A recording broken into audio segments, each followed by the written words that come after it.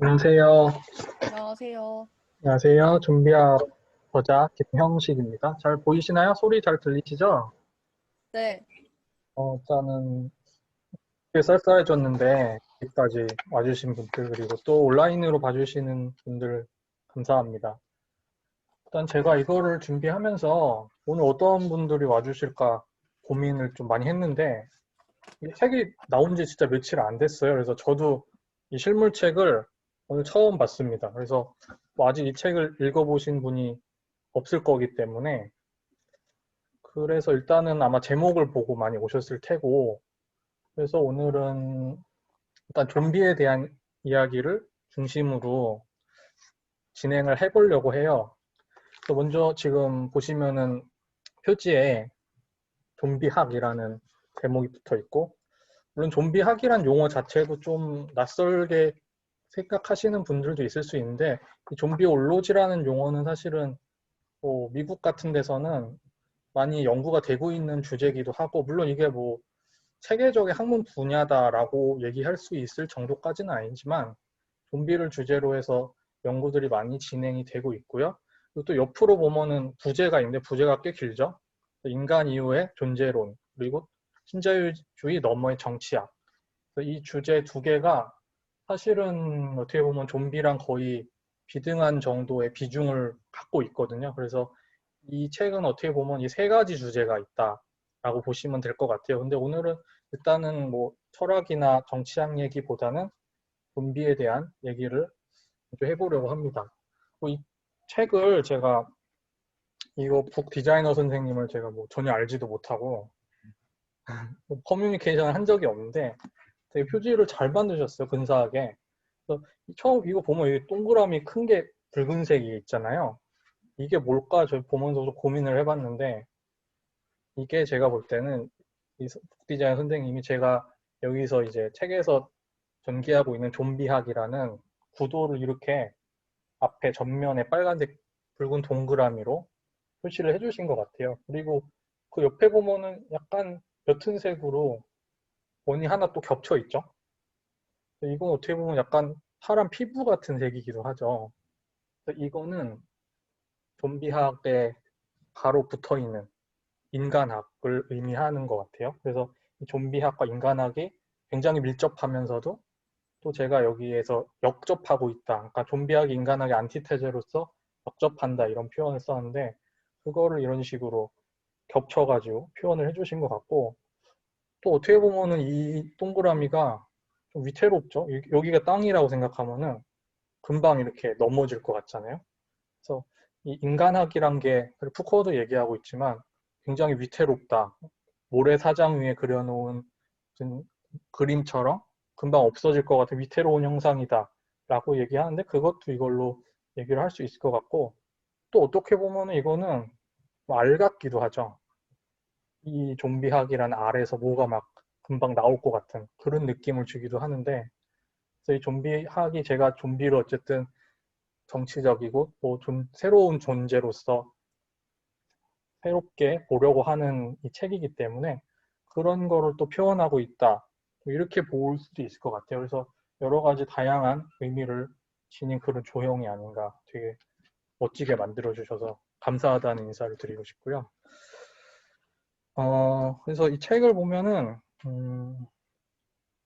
맨 앞장에 각 부가 세 가지로 이루어져 있어요. 그래서 1부가 들어가는 글이랑 나가는 글 제외하고 1, 2, 3부로 이루어져 있고 장마다 앞에 이렇게 인용문들이 적혀 있는데 인용문들이 이 부에서 전개될 핵심적인 것들을 좀 집약해서 담고 있는 그런 인용문들을 넣어봤습니다.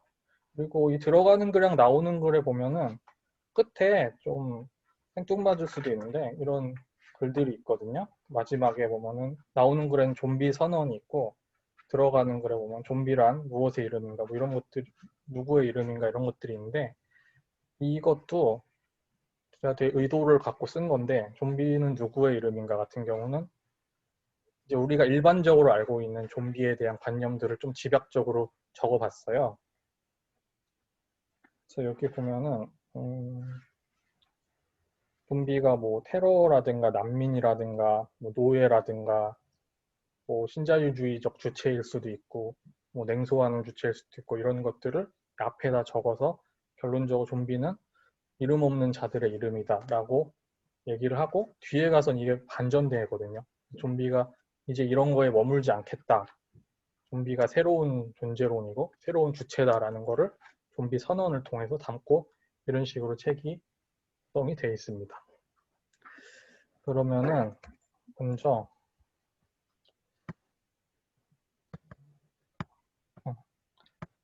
이 작품 새벽의 저주 이거 많이 보셨을 것 같은데 좀비물 좋아하는 분들은 이거 아마 많이 보셨을 거예요. 이게 2004년도에 개봉한 영화고 제가 사실 처음 봤던 좀비 영화가 이 영화거든요. 이 영화가 제가 아마 대학교 휴학했을 때 이 영화를 그냥 별 생각 없이 봤는데 사실 전 좀비고 뭐 모르고 그냥 봤어요. 보면은 그냥 포스터만 봤을 때는 좀비인지 뭔지 모르겠잖아요. 그냥 이렇게 공포 영화구나, 망령의 시인 여자아이가 나오는 공포 영화구나 뭐 이렇게 생각해서 봤는데 전혀 제 생각과 다른 영화였죠. 이 여자아이가 초반에 한 5분도 안 나오거든요.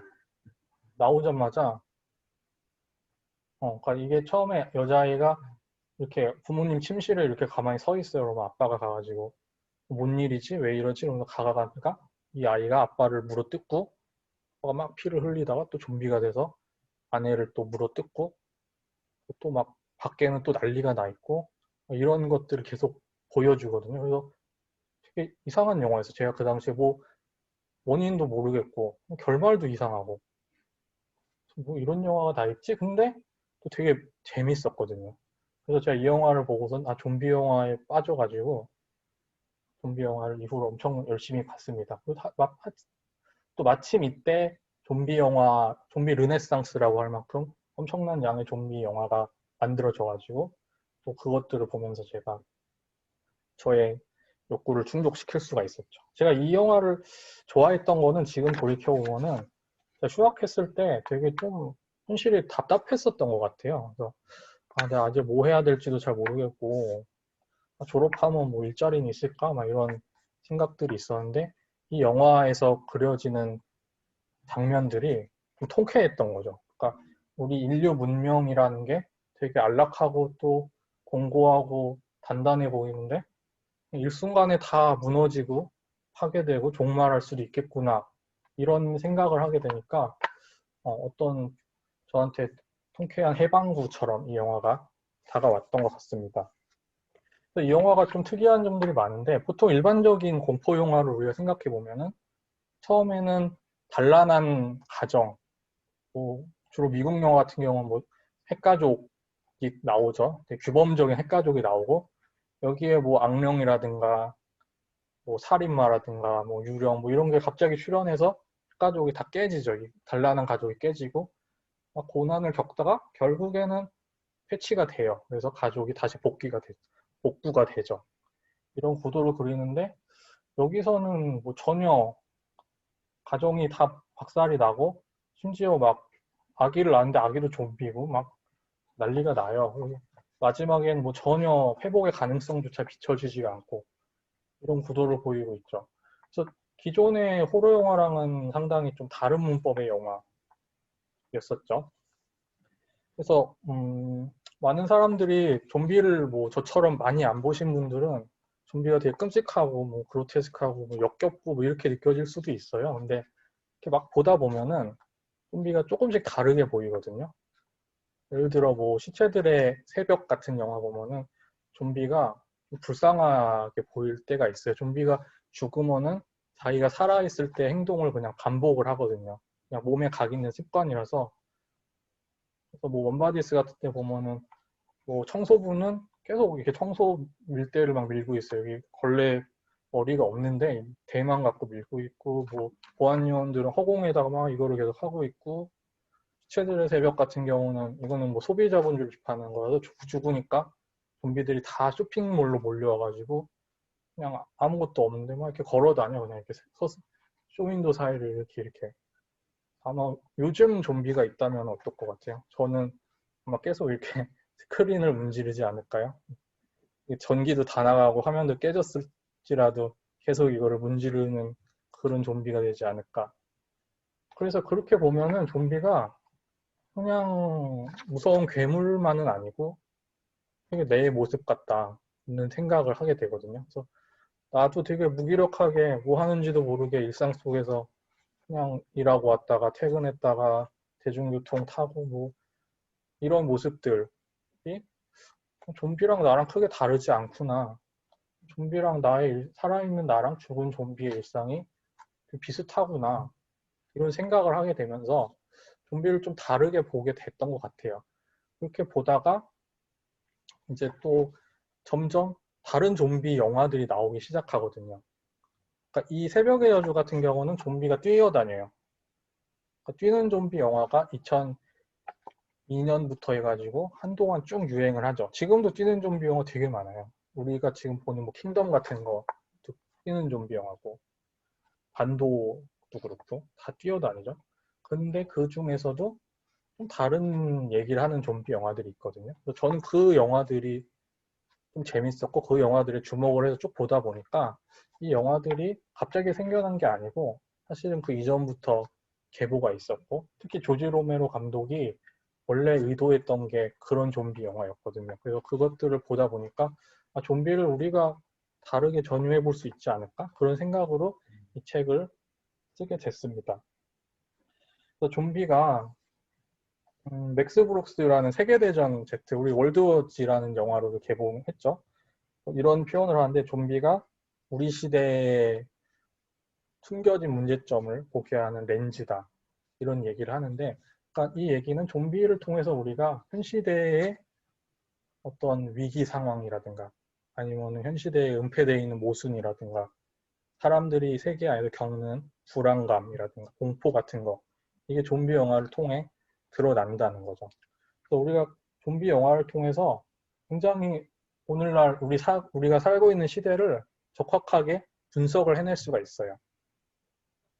그리고 또 시체들의 새벽에서 이런 대사가 나오거든요. 그러니까 피터라는 주인공이 좀비가 처음 보니까 저게 도대체 뭐야 이러는데 좀비가 피터가 이렇게 대답을 해요. 우리 할아버지가 옛날에 사제였는데 부두교 사제였는데 이렇게 말을 했어. 지옥에 자리가 없게 되면 죽은 자들이 땅 위를 걷게 될 거란다. 그러니까 좀비라는 거는 지옥이 꽉 차가지고 더 이상 죽은 자들이 머물 수 없게 되면 넘쳐서 이제 온다는 거죠. 다르게 말해서 좀비 사태는 지옥의 지상화라고 얘기할 수 있겠죠. 그러면은 요즘에 뭐 헬조선이나 뭐 이런 얘기 많이 하잖아요. 그런 현 시대 청년 세대들의 인식과 좀비는 되게 밀접하게 조응하는 서사로 볼 수도 있겠죠. 그래서 보통 그 좀비를 연구하는 비숍 같은 학자들이 그런 얘기를 하는데 세계의 테러라든가 자연재해 횟수가 많아질수록 좀비 영화의 제작 편수가 비례해서 증가한다. 이런 연구 결과를 내놓는데 그러니까 좀비는 현 시대에 사는 사람들의 불안을 그대로 반영하는 괴물이라고 할 수가 있겠죠. 그래서 이런 사람들의 정동이 좀비 유행의 원동력으로 작용을 하게 됩니다. 그래서 지금 좀비가 지금도 계속 만들어지고 있어요. 한국에 지금 거리두기 때문에 영화관이 거의 다 닫고 관객수가 굉장히 줄었는데도 반도가 개봉해서 많이 성공을 했고 또 살아있다라는 영화도 있어가지고 이게 또 넷플릭스에서 전체 1위를 했다 그러더라고요. 또 지금 KBS에서는 좀비 탐정이라는 드라마 계속 방영 중에 있고 좀비가 굉장히 인기가 아직도 현재 진행형으로 많죠. 그래서 좀비가 일단은 현 시대의 괴물, 또 대중의 괴물이라고 볼 수가 있을 텐데, 괴물이 어원이 두 가지가 있거든요. 하나는 경고하다를 뜻하는 라틴어 모네레라는 어원이 있고, 또 하나는 보여주다라는 걸 뜻하는 몬스트라레라는 두 가지 어원이 있어요. 그래서 이 두 가지를 고려해 보면은 괴물이라는 거는 현시됨으로써 우리한테 어떤 걸 보여주려고 하고 뭔가 경고하려고 하는 괴물이라고 볼 수 있겠죠. 그럼 좀비가 우리한테 보여주려고 하는 게 뭘까? 그거를 책에서 분석을 해보려고 했습니다. 그래서 제가 좀비를 여기서 크게 네 가지로 분류를 했거든요. 첫 번째 유형의 좀비는 부두교 좀비. 여러분 아시는 분들도 있을 텐데 좀비가 우리가 지금 알기로는 이렇게 막 죽어가지고 깨어난 다음에 사람을 뜯어먹고 전염이 되고 이런 좀비가 일반적인 좀비라고 생각하는데 그 이전에 사실 좀비가 있었어요. 그게 부두교 좀비인데 그게 1932년도 화이트 좀비라는 최초의 좀비 영화부터 1960년대까지 쭉 유행했던 좀비입니다. 이 좀비들은 사실 시체가 아니에요. 이 사람들 살아있는 인간이고 이 사람들은 노예죠. 그러니까 죽은 게 아니라 노예로서 이렇게 막 농장에서 일도 하고 공장에서도 일하고 이러는 주술사에게 조종당하는 노예. 이게 부두교 좀비입니다. 이게 1930년부터 60년대까지 유행했던 좀비고 그 이후에 등장하는 게 이제 로메로의 좀비, 식인 좀비 혹은 시체 좀비라고 볼 수 있을 텐데 그 다음에 이 좀비가 우리가 알고 있는 현대 좀비의 원형이라고 할 수가 있어요. 이 좀비는 이제 뭐 전염이라든가 식인 같은 특성이 이때부터 좀비에게 들어오기 시작하고 그 이후에 이제 좀비가 굉장히 유행을 해가지고 좀비라는 괴물이 대중에게 각인이 되죠. 그래서 사실 이 좀비를 알고 부두교 좀비는 좀 잊혀진 괴물이 되었어요. 그리고 이제 세 번째 유형의 좀비는 뛰어다니는 좀비인데 이거는 2002년도에 2815라는 작품을 통해서 뛰어다니는 좀비가 생기게 됩니다. 2815랑 레지던트 이블 이게 뛰는 좀비인데 이때부터 좀비가 갑자기 괴물성이 강화가 돼요. 그 이전에 시체 좀비 같은 경우는 되게 좀 무기력하거든요. 힘도 없고 이렇게 경직이 돼가지고 제대로 움직이지도 못하고 그래서 사실 좀비가 이렇게 말할 수 있을 것 같은데 그 이전의 좀비는 그렇게 막 실제적인 위협으로 다가오는 좀비는 아니에요. 1대1로 마주쳤을 때 물론 이거 좀비라는 자체 존재 자체가 초래하는 어떤 그로테스크한 공포는 있겠지만 얘가 나를 급박하게 막 해칠 수 있을 것 같은 존재는 아니거든요. 그래서 뭐 좀비를 이렇게 놀리기도 하고 막 괴롭히기도 하고 이런 장면들이 흔히 나오는데 이 좀비가 뛰어다니게 되면서 굉장히 괴물성이 극대화된 좀비가 나타나죠. 그래서 이 좀비는 마치 바이러스 같은 형태로 순식간에 퍼져서 세계 전체를 멸망에 이르게 하는 묵시록적인 괴물로 등장을 하게 됩니다. 그리고 제가 이제 주목하려는 좀비가 네 번째 유형의 좀비인데 이 좀비들은 다시 좀 느려지죠. 원바디스라든가 뭐 아이좀비라든가 이런 좀비들 보면은 좀비가 괴물에서 다시 인간 쪽으로 근접하려는 경향을 보입니다.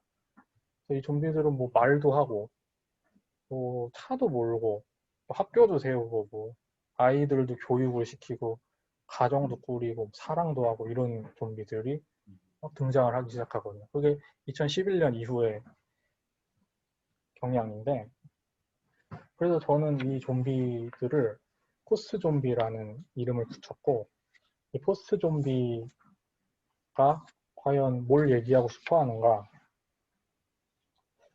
이거를 주목을 해보려고 했어요. 그리고 또 공교롭게도 2011년에 재미있는 현상이 있었는데 2011년은 월가 점령 시위가 있었던 해예요. 그래서 이 월가 점령 시위에 사람들이 좀비로 분장을 하고 길거리로 나왔거든요.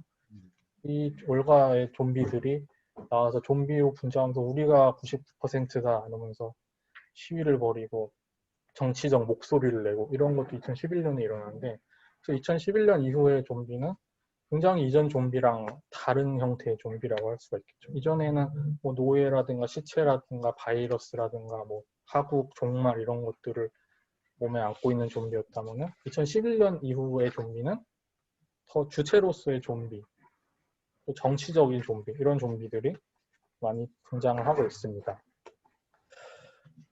그래서 먼저 그러면은 부두교 좀비에 대해서 얘기를 해볼까 합니다.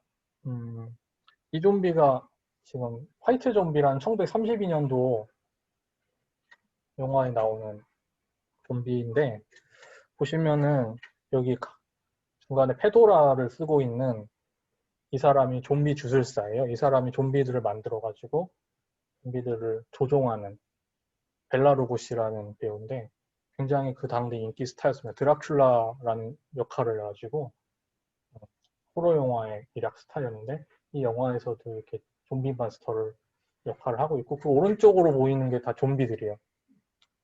좀비들이 이렇게 정렬해 있죠, 가지런히. 좀 희한하죠. 요즘 좀비에는 이런 게 불가능한데 이 좀비들은 주술사의 명령을 그대로 따르는 좀비들이라서 이렇게 체계적으로 정렬을 해 있고 또 옷도 다 갖춰 입고 있죠. 요즘 좀비들은 막 팔도 없고 뭐 눈도 없고 옷도 다 찢어지고 막 그런 신체가 막 다 조각이 나는데 이 좀비들은 뭐 좀 남루하긴 해도 그래도 정상적이잖아요. 이 좀비는 시체가 아니라 이 당시 노예였기 때문에 이렇게 그려지고 있는 겁니다. 그래서 이 좀비들이 보시면은 이런 식으로 공장에서 일을 해요. 뭐 이게 뒤에 다 좀비인데 좀비들이 이렇게 일을 하다가 막 여기 기계에 떨어져서 몸이 박살나고 막 그러는데 아무 반응도 안 하고 뭐 이런 좀비들인데 이 좀비가 어떻게 생겨났게 됐을까? 그게 궁금하잖아요. 그래서 저는 이거를 추적을 해보다가 저는 그래서 좀비를 추적하다가 이 좀비들이 데카르트의 이원론적 존재론, 데카르트 근대 철학부터 이 좀비들이 시작이 되는 거거든요. 그 이유가 뭐냐면 데카르트를 제가 여기서 철학 얘기를 오늘은 많이 안 할 건데 간단하게 이렇게 말씀드리면은 데카르트의 존재론에서 데카르트가 우리가 다 아는 경구가 있죠. 나는 생각한다, 고로 나는 존재한다. 이 경구가 어떻게 나오게 됐냐면 데카르트가 살았던 17세기가 중세 질서가 급격하게 무너지던 시기거든요. 그래서 중세 신본주의 시대가 막 막을 내리면서 뭐 갈릴레이가 이때 뭐 망원경 가지고 지구가 천동설이 틀렸다 뭐 이런 얘기도 이때 나오고 또 르네상스가 이때 전 유럽을 휩쓸면서 또 인본주의 사상이 막 퍼지기도 했고 그렇게 되면서 이제 세계가 급변하게 된 거죠. 인전의 세계 질서가 더 이상 통용되지가 않고 그러면은 옛날에는 신이 이 세계를 다 완벽한 피조물로 만들어 놨고 나는 신의 계획대로 살면 됐는데 이제는 난 어떻게 살아야 되지? 이런 실존적인 고민을 하게 되죠. 그래서 데카르트가 이거를 어떻게 해결할까 고민하다가 어떤 자신의 철학, 그러니까 모든 것을 의심해도 절대 의심할 수 없고 부정할 수 없는 최후의 것이 뭘까? 이거를 고민을 하기 시작해서 다 의심을 해서 악령이 나를 속이고 이 세계가 다 가짜고 해도 의심할 수 없는 최후의 한 가지는 내가 지금 생각하고 있다는 사실이고 이 사실로부터 나는 존재한다라는 사실이 보증된다. 이 명제를 내세우고 이게 근대 철학의 시초예요. 여기서부터 이제 근대가 시작이 되는데 근데 문제는 이 생각하는 주체, 코기토 주체라고 하는데 이 주체가 세계의 전면에 나서면서 세계의 중심에 자리 잡으면서 주체랑 다르다고 여겨지는 것, 주체랑 이질적인 것, 타자는 대상이 되고 불완전하고 또 교화돼야 되고 배제돼야 되고 지배당해야 되고 이런 대상으로 전락을 하게 되거든요. 그래서 이게 이제 제국주의 시대로 가면은 유럽인들이 또 역사 철학, 해결의 역사 철학이랑 결합을 하면서 그런 생각을 갖게 돼요. 유럽인만이 신에게 선택받은 가장 우월한 인종이고 타 대륙의 저런 뭐 아시안이라든가 흑인이라든가 뭐 아메리카 원주민 같은 사람들은 비정상이다. 우리가 교화해야 된다. 이런 의식을 갖게 되죠. 그래서 이제 세계를 지배하게 되는데 그 중에서 이 부두교 좀비가 탄생하는 지역은 IT라는 지역이에요. 우리가 IT라는 지역을 들어봤을 것 같은데 우리 IT 대지진이 있었잖아요. 그 IT예요. IT가 지금도 세계에서 가장 극빈국이고 치안이 가장 위험한 국가로 손꼽히는데 그 이전에도 사실 IT는 굉장히 안 좋았던 지역이에요. 왜 그러냐면은 IT에는 원래 살던 주민들이 있었는데 이 주민들이 이제 프랑스가 쳐들어오고 뭐 스페인이 쳐들어오고 하면서 주민들이 다 죽어요. 전쟁으로도 죽고 또 이들과 같이 전염병이 상륙하면서 주민들이 거의 다 죽게 되니까 이게 노동력이 필요하거든요. 왜냐면 IT에다가 프랑스가 그 당시 설탕 농장, 커피 농장을 만들었는데 이게 생산력이 어마어마해가지고 당시 유럽 전체 수요의 50%가 IT에서 다 생산이 됐을 정도로 굉장히 생산력이 좋았던 데죠. 근데 주민이 없으니까 이제 노동력을 수입해 오는데 어디서 수입하냐면은 서아프리카에서 주민들을 데리고 옵니다. 이 흑인들을. 그래서 서아프리카에서 흑인들과 함께 부두교 종교가 같이 IT로 들어오게 됩니다. 이 IT에는 사실은 프랑스가 가톨릭 국가이기 때문에 이런 부두교를 믿으면 안 돼요. 그래서 계속 탄압을 당하는데 이 부두교가 사실은 부두교지만 겉에 상징들을 다 카톨릭으로 바꿔요. 그래서 가톨릭처럼 보이는데 조금 들어가면 부두교인 거고. 그래서 이런 식으로 또 독립적으로 발달을 하게 되면서 원래 서아프리카 부두교랑 IT 부두교는 굉장히 다른 종교가 되어버립니다. 지금은 거의 다른 종교라고 할 수 있을 정도로 아예 다른 종교가 되는데 이 IT 부두교에서 형벌 중에 하나가 좀비를 만든 형벌이 있었어요. 그러니까 좀비는 그 기행기 같은 데 보면은 좀비가 실제로 있었거든요. 지금도 있다라고 주장하는 사람도 있고, 좀비가 어떻게 만들어지냐면은 그 좀비 약물이 있거든요. 그게 보거독이라는 테트로도톡신이라는 약물을 뇌에다가 주입을 하면은 이 사람이 뇌가 손상이 돼가지고 의식이 흐릿해지고 막 제대로 판단을 못 내리게 되는데 이렇게 사람을 바보로 만들어가지고 그냥 주변의 명령대로 따르고 그냥 간단한 작업만 계속 시키는 그런 노예들을 만들어가지고 그때 노예 산업이 당시 굉장히 성행해서 좀비를 막 대량으로 만들어서 막 외국으로 수출도 하고 그런 일들이 빈번하게 자행이 됐다고 합니다. 그래서 이런 부두교 좀비, 실제 하는 부두교 좀비를 가지고 뭐 그 당시 군인이라든가 선교사라든가 이런 사람들이 기행기로 막 써가지고 서구 사회 소개를 막 해요. 그러면서 좀비가 실제 하는 거랑 조금 다르게 주술적인 이미지를 갖고 또 약간은 낭만적인 이미지도 갖게 돼요. 그래서 좀 서양인들이 이상한 점이죠. 그러니까 IT는 되게 낙후되고 미개하다 뭐 이렇게 여기면서도 또 한편으로 서양인들이 이 지역을 이상하게 낭만해요. 뭐 태국 쪽에 신비가 숨어있는 듯한 대자연이 있고 막 그런 식으로. 그래서 부두교 좀비가 영화에 수용되면서 조금 형태가 달라지게 되죠. 그래서 그 이후에 이게 이제 1932년도 화이트 좀비고요. 이 영화를 보면은 이 장면이 있어요. 그러니까 이 영화 제목이 화이트 좀비잖아요. 왜 화이트 좀비인가? 그러니까 백인 좀비라는 얘기거든요. 그러니까 좀비는 보통 이스라엘 노예였기 때문에 대부분 흑인인데 여기 유일한 여성 마델린인데 이 여성만 이 영화에서 화이트 좀비예요. 그러니까 이 영화에서는 수많은 노예 좀비들한테는 아무 관심이 없어. 그들은 뭐 좀비가 되든 말든 상관도 없는데 되게 놀라운 사건은 백인도 좀비가 될 수 있구나. 그게 그 당시 관객들한테는 굉장히 충격적이었던 거죠. 흑인이야 뭐 원래 좀비 같은 애들인데 뭐 어때? 라고 생각했지만 백인이 좀비가 돼? 이거 너무 무서웠던 거죠. 그래서 이 좀비가 화이트 좀비 마델린인데 이 좀비가 좀 좀비가 되고 나서도 되게 달라요. 그러니까 아까 봤듯이 원래 노예 좀비들은 이렇게 간단한 일밖에 못하고 여기 일하다가 막 죽어도 인식도 못하고 이런 바보 같은 좀비인데 이 화이트 좀비는 좀비가 돼도 막 되게 깔끔하죠. 드레스 차려입고 화장도 곱게 하고 심지어 여기도 피아노를 쳐요. 리스트의 사랑의 꿈을 막 쳐요. 좀비인데 되게 다르죠. 그러니까 이 당시 서양인들 관점에서는 이랬던 거예요. 백인은 좀비가 돼도 이 정도인 거. 이, 이 좀비가 왜 탄생하게 되냐면은 아까 봤던 이 부두교 주술사가 이 여성한테 어떤 흑심을 품게 되거든요. 그래서 이 마델린을 좀비로 만들어서 내 것으로 만들겠다. 이런 생각으로 좀비로 만드는데 그게 보면은 이 여성은 어떻게 보면은 또 성적 노예, 순종적인 성적 노예로서의 좀비였다라고 볼 수도 있겠죠. 이거 더 재밌는 장면은 나중에 이 마델린의 약혼녀가 이 주술사를 처단을 하거든요.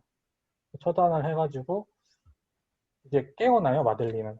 이렇게 막 최면 상태 같은 데 걸렸다가 바로 정신이 돌아오면서 막 이렇게 기뻐하는데 여기 있던 이 다른 좀비들은 어떻게 되냐면은 이렇게 막 이상하게 걷더니 바닷속으로 자기들이 다 걸어가요. 하면서 다 사라져 버리거든요. 그러니까 이런 거에서 보면 되게 극명하죠. 그러니까 백인은 좀비가 되더라도 금방 회복이 되는데 이 노예들은 지도해주고 이끌어줄 백인이 없으면은 존재할 수 없다는 거죠. 굉장히 차별적인 대목이죠. 그리고 이것도 보시면은 이거는 1943년도에 나왔던 나는 좀비와 함께 걸었다라는 작품인데 여기서도 보면은 이게 흑인 좀비예요. 그리고 이게 백인 좀비예요. 약간 몽유병에 걸린 것처럼 이렇게 나이트 가운을 입고 막 이렇게 서성여요. 밤마다. 근데 이 흑인 좀비는 갑자기 막 풀숲 같은 데서 눈이 막 튀어나올 것 같죠. 막 이렇게 치켜뜨고선 나와가지고 막 이렇게 따라다니는 되게 좀 끔찍한, 섬뜩한 그런 존재로 나오죠. 이런 데서도 보면은 흑인 좀비랑 백인 좀비가 굉장히 다르게 묘사되고 있다라는 걸 알 수가 있죠.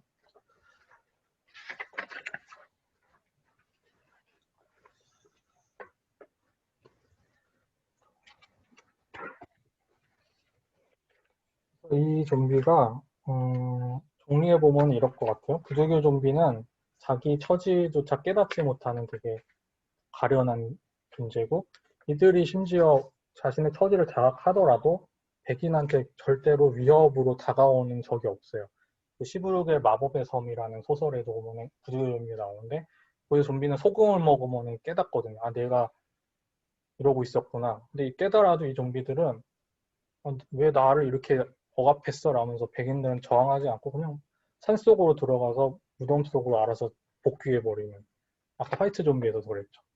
그러니까 이 좀비들은 애초에 어떤 혁명이나 저항의 대상으로, 저항의 주체로서 고려되지 않는 굉장히 타자화된 존재라고 할 수가 있습니다.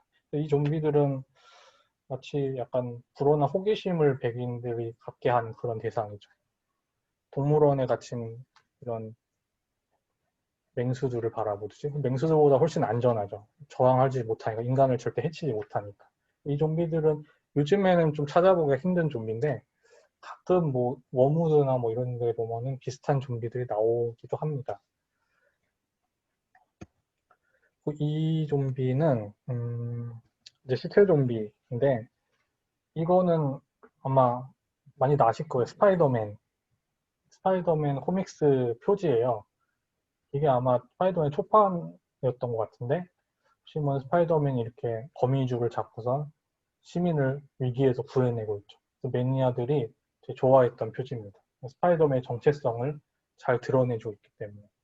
그 옆에 있는 거는 마블 좀비스라는 코믹스 중에 마블 좀비스라는 시리즈가 있어요. 마블은 뭐 평행 우주 설정이기 때문에 뭐 이렇게 저렇게 막 맘대로 하거든요. 이거는 스파이더맨이 좀비가 돼가지고 막 되게 끔찍한 몰골을 하고 있죠.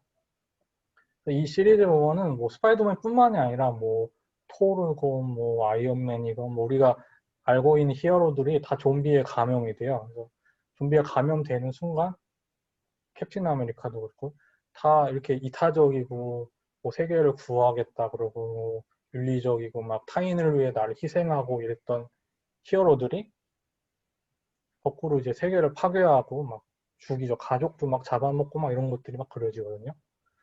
그러니까 이런 식인 좀비에서 가장 특징적인 거는 좀비에 물리는 순간 우리가 그동안 지녀왔던 모든 개인적인 특성이라든가 뭐 인간으로서의 윤리의식이라든가 이성이라든가 이런 게 완전히 사라지고 전혀 다른 어떤 익명의 존재가 되어버린다는 점이죠. 이게 이제 시체 좀비에서 분명하게 드러나는데 이 시체 좀비가 이 영화 1968년도에 만들어진 영화인데 조지 로메로의 살아있는 시체들의 밤입니다.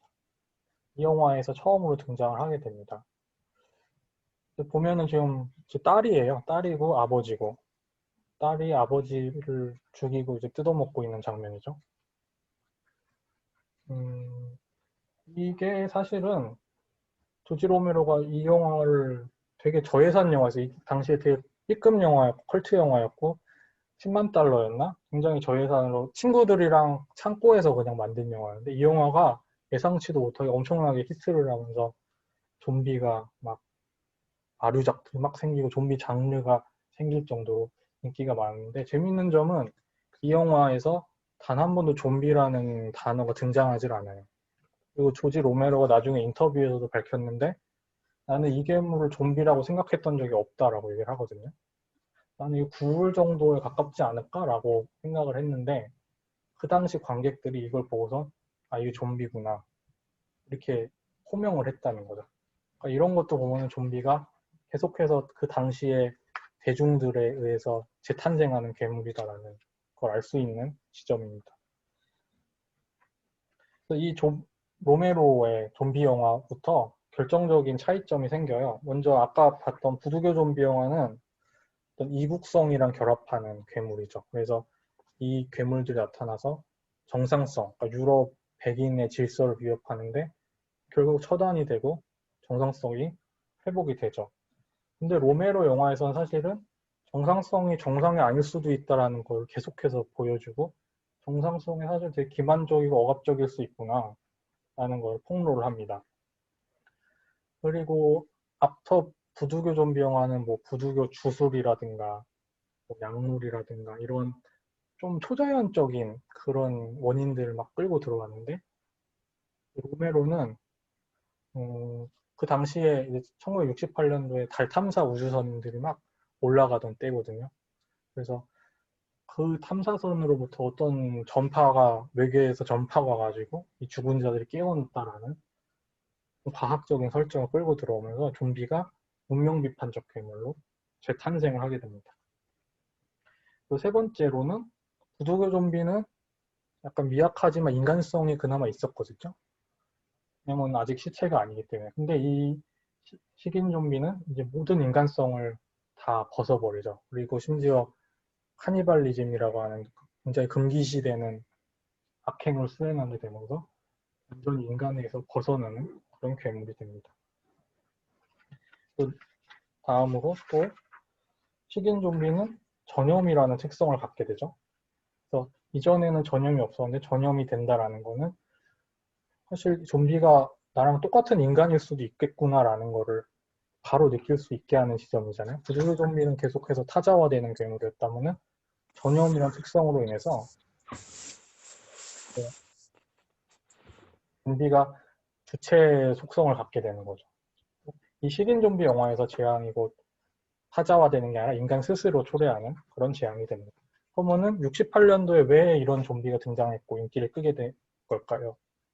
뭐 원인이 다양하게 있을 수 있는데 시대적인 배경을 먼저 보면은 1960년대 미국은 진보적 사상 물결이 막 일어나면서 보수주의랑 극렬하게 충돌을 하던 시기예요.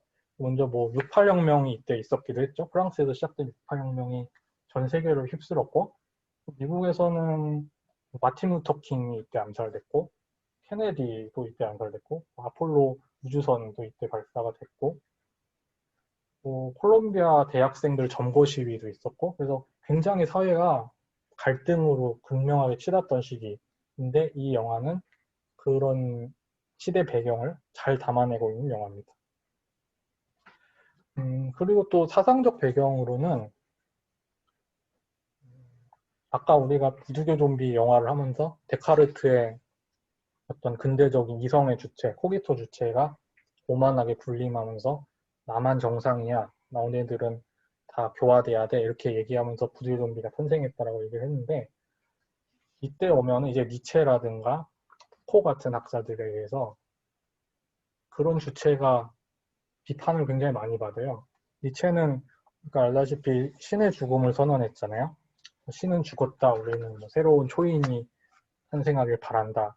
이 신의 죽음은 사실은 이 데카르트의 주체론을 비판하기 위한 거였거든요. 왜냐하면 니체가 볼 때 데카르트 주체는 중세에서 별로 벗어나지 못한 주체예요. 데카르트 본인은 나는 중세적 신본주의랑 단절하고 인간을 전면에 내세웠어라고 얘기했는데 니체가 볼 때는 그 새로운 데카르트의 주체는 사실 신본주의의 절대적 주체를 인간으로 바꿔놓은 것에 불과하기 때문에 여전히 신에서 벗어나지 못하고 있다라고 얘기하면서 신의 죽음을 또 선언을 했고, 푸코는 66년, 그러니까 이게 사실 어떻게 보면 되게 붙어 있죠, 니체보다는. 2년 전인데 말과사물에서 인간의 죽음을 선언합니다. 이 푸코 얘기에 따르면은 인간학이라고 하는 거, 인간을 둘러싼 수많은 담론들이 사실은 얼마 안 된 개념들이라는 거죠. 이게 우리가 볼 땐 되게 자명하고 초역사적이고 되게 전통이 있고 막 원래 선험적이었던 것이다라고 생각하는데, 푸코가 계보학적 탐색을 해보니까 이게 발견된 지 수백 년밖에 안 됐고 되게 위태로워. 이제 우리가 새로운 시대가 되면은 이거 금방 없어지게 될 위태로운 형상이다 라는 얘기를 해요.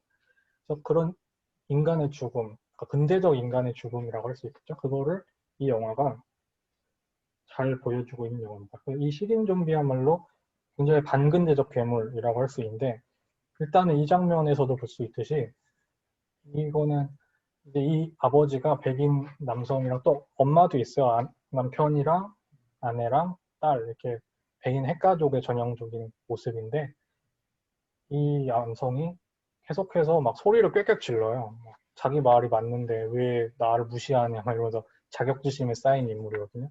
왜 이러냐면 좀비가 밖에 출몰했는데 1층에 있냐 지하실에 있냐 이거 가지고 부부싸움이 난 거예요. 그래서 아내는 1층에 있어야 우리가 거기 라디오도 있고 정보를 얻을 수 있고 여차하면은 도망갈 수도 있으니까 1층에 있어야 된다라고 주장하는데, 무슨 소리냐, 지하실이 안전하다 이러면서 백인 남성 계속 지하실에 있어야 된다라고 주장을 하는데, 이거는 결국은 아내 말이 맞게 되죠.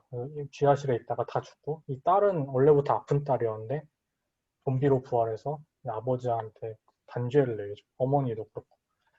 그러니까 굉장히 근대적 가정, 부르주아적인 규범적인 가정의 해체를 극명하게 보여주는 그런 장면이라고 할 수 있습니다.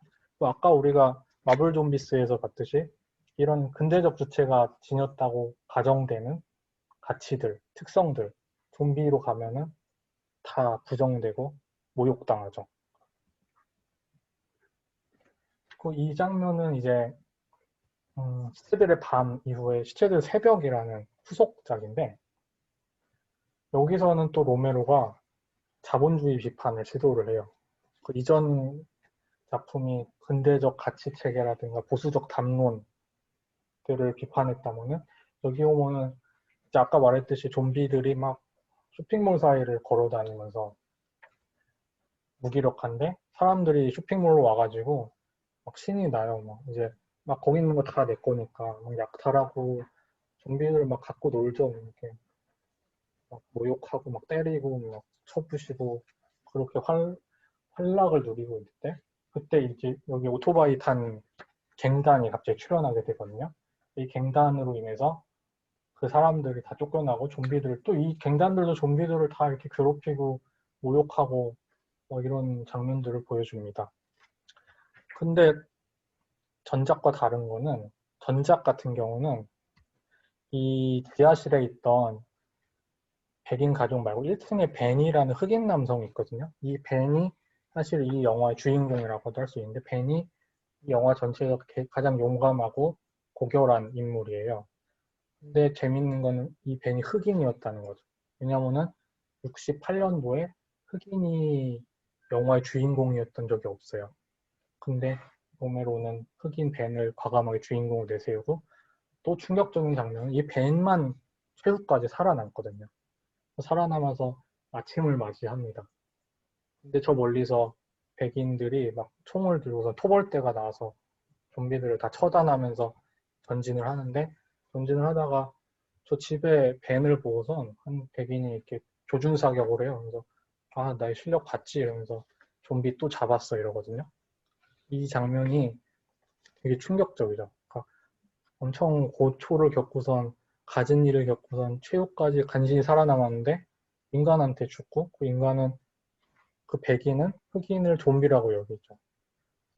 그게 좀 불분명한데 이 백인이 알고 썼을 수도 있고 알고 썼을 수도 있다고 암시되는데 백인이 볼 때는 흑인이랑 좀비랑 구분이 안 됐던 거예요.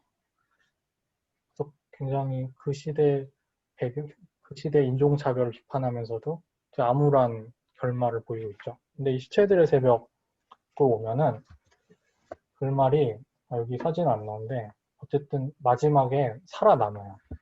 그러니까 살아남은 게 여성이랑 흑인 둘이 살아남아서 헬기를 타고 쇼핑센터에서 탈출을 하는 결말로 나가는데 그 결말이 사실 좀 불분명한데 왜냐면은 이 여성이 연료가 얼마 안 남았어 이렇게 얘기를 하거든요. 그래서 이 탈출이 성공할지 안 성공할지는 알 수 없지만 어쨌든 이전 작에서 비해서는 정말의 희망을 남기죠. 또 그 탈출한 여성이 또 인부기도 하거든요. 그래서 안에 새 생명을 품고 있는 로메로가 아마 이렇게 얘기하고 싶었던 것 같아요. 새로운 시대는 이런 소수자로부터 시작되어야 되지 않을까라는 메시지를 아마 담고 싶어 했던 것 같습니다. 그리고 지금 50분이 거의 됐는데 잠깐 한 10분 쉬었다가 다시 시작하도록 할게요.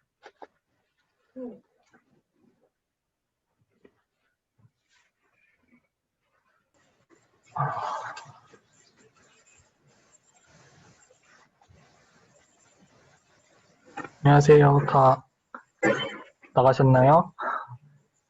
10분이 돼가지고 다시 시작할까 하거든요.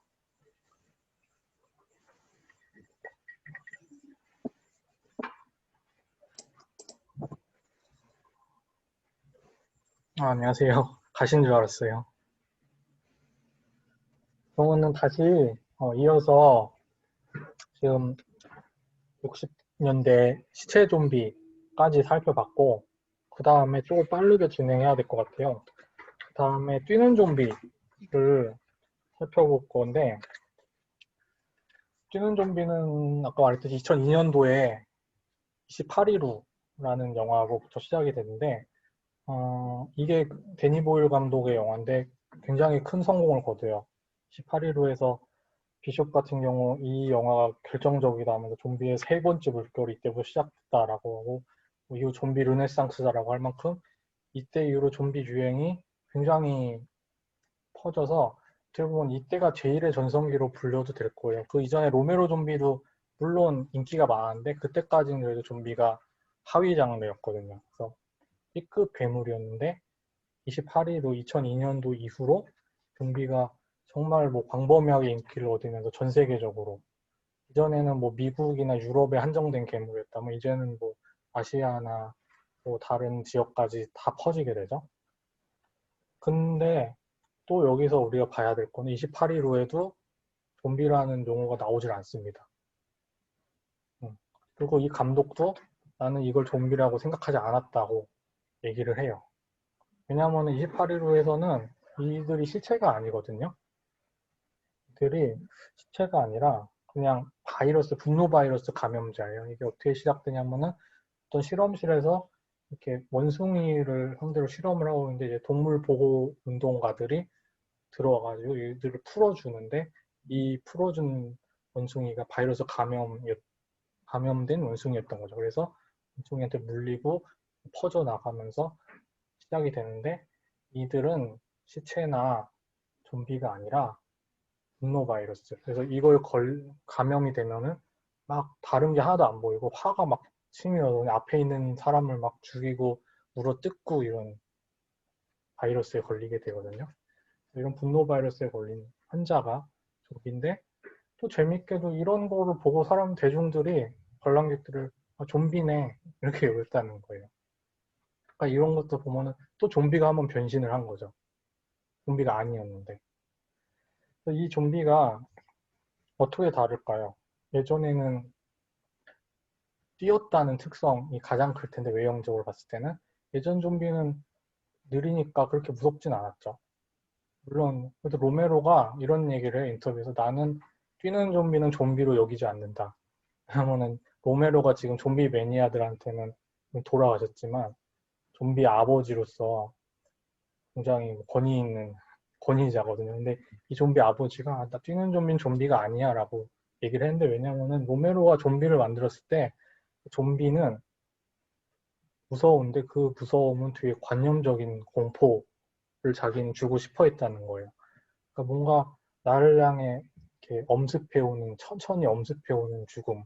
근데 이건 거스를 수 없는 그런 죽음 같은 건데, 뛰는 좀비는 그런 공포가 아니에요. 뛰는 좀비가 무서운 거는 되게 직발적인 공포거든요. 마치 스릴러나 액션 영화 같은 그런 공포심을 초래하기 때문에 이거는 내가 의도했던 좀비가 아니다라고 로메로가 얘기를 하죠.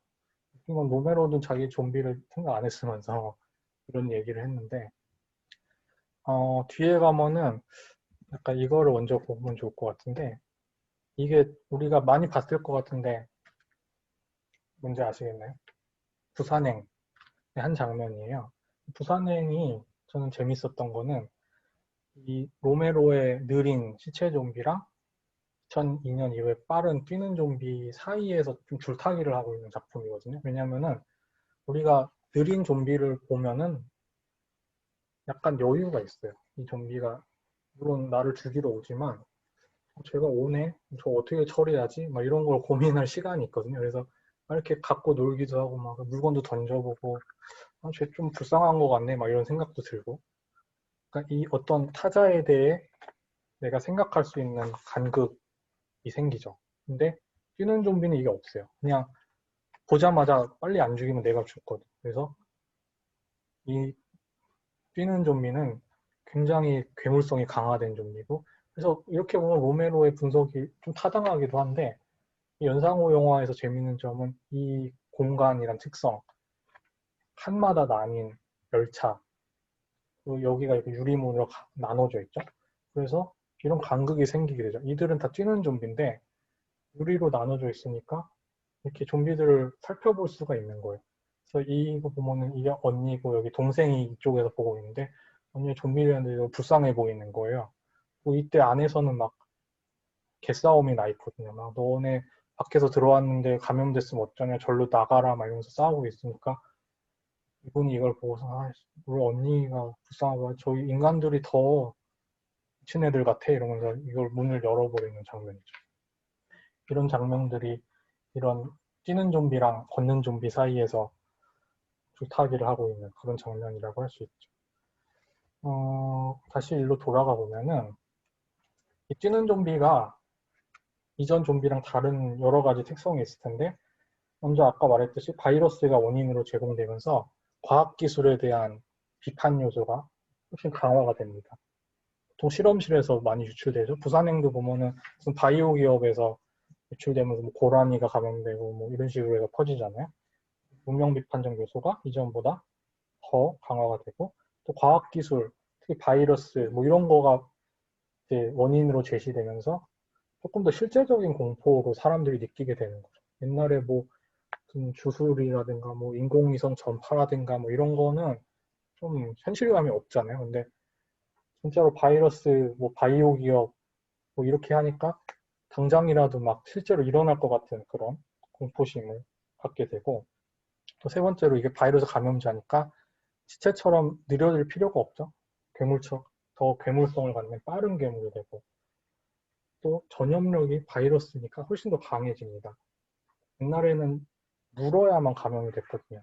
실제가 직접적인 신체 접촉을 해야 되는데 이제는 뭐 어떤 좀비 영화에서 공기로 막 바이러스가 퍼지니까 물지 않아도 그냥 전 세계가 그냥 순식간에 다 멸망을 해요. 그리고 규모가 커지고 빨라지니까 이런 식의 무기록적 서사가 나오게 됩니다. 그러면은 옛날 좀비 영화들은 공간이 되게 이런 닫힌 공간이에요. 뭐 한적한 집이라든가 아니면 쇼핑몰이라든가 이런 닫힌 작은 공간에서의 모습을 그렸다면은 요즘 좀비 영화들 보면은 뭐 도시가 이렇게 완전 초토화가 됐죠. 지구 전체까지 월드워치 같은 경우는 그렇잖아요. 지구 전체가 멸망하는 모습을 막 그려내죠. 이거 묵시록적 서사로 발달을 하게 됩니다. 그리고 여기서 또 하나의 다른 효과가 초래되는데 좀비가 바이러스라면은 이게 백신이라든가 치료제를 개발할 수가 있겠죠. 그래서 서사가 예전처럼 막 아예 출구가 없는, 뭐 왜 생기는지도 모르고 원인도 모르고 해결 방법도 모르는 이런 서사에서 조금 더 목적성을 띠고 해결 가능할 법한 착시를 주죠. 그래서 서사가 방향성이 생겨. 월드워치도 그렇고 28주 같은 경우도 그렇고 백신, 치료제 이런 걸 개발하기 위한 어떤 여정을 그리게 되면서 서사가 목적성을 띠게 되고 이게 더 대중성을 확보하게 되는 요소이기도 해요. 그리고 여기서 또 예기치 못했던 다른 효과가 생기게 되는데 어째 잠바 짚고 올려. 그게 어디로 갈 거야?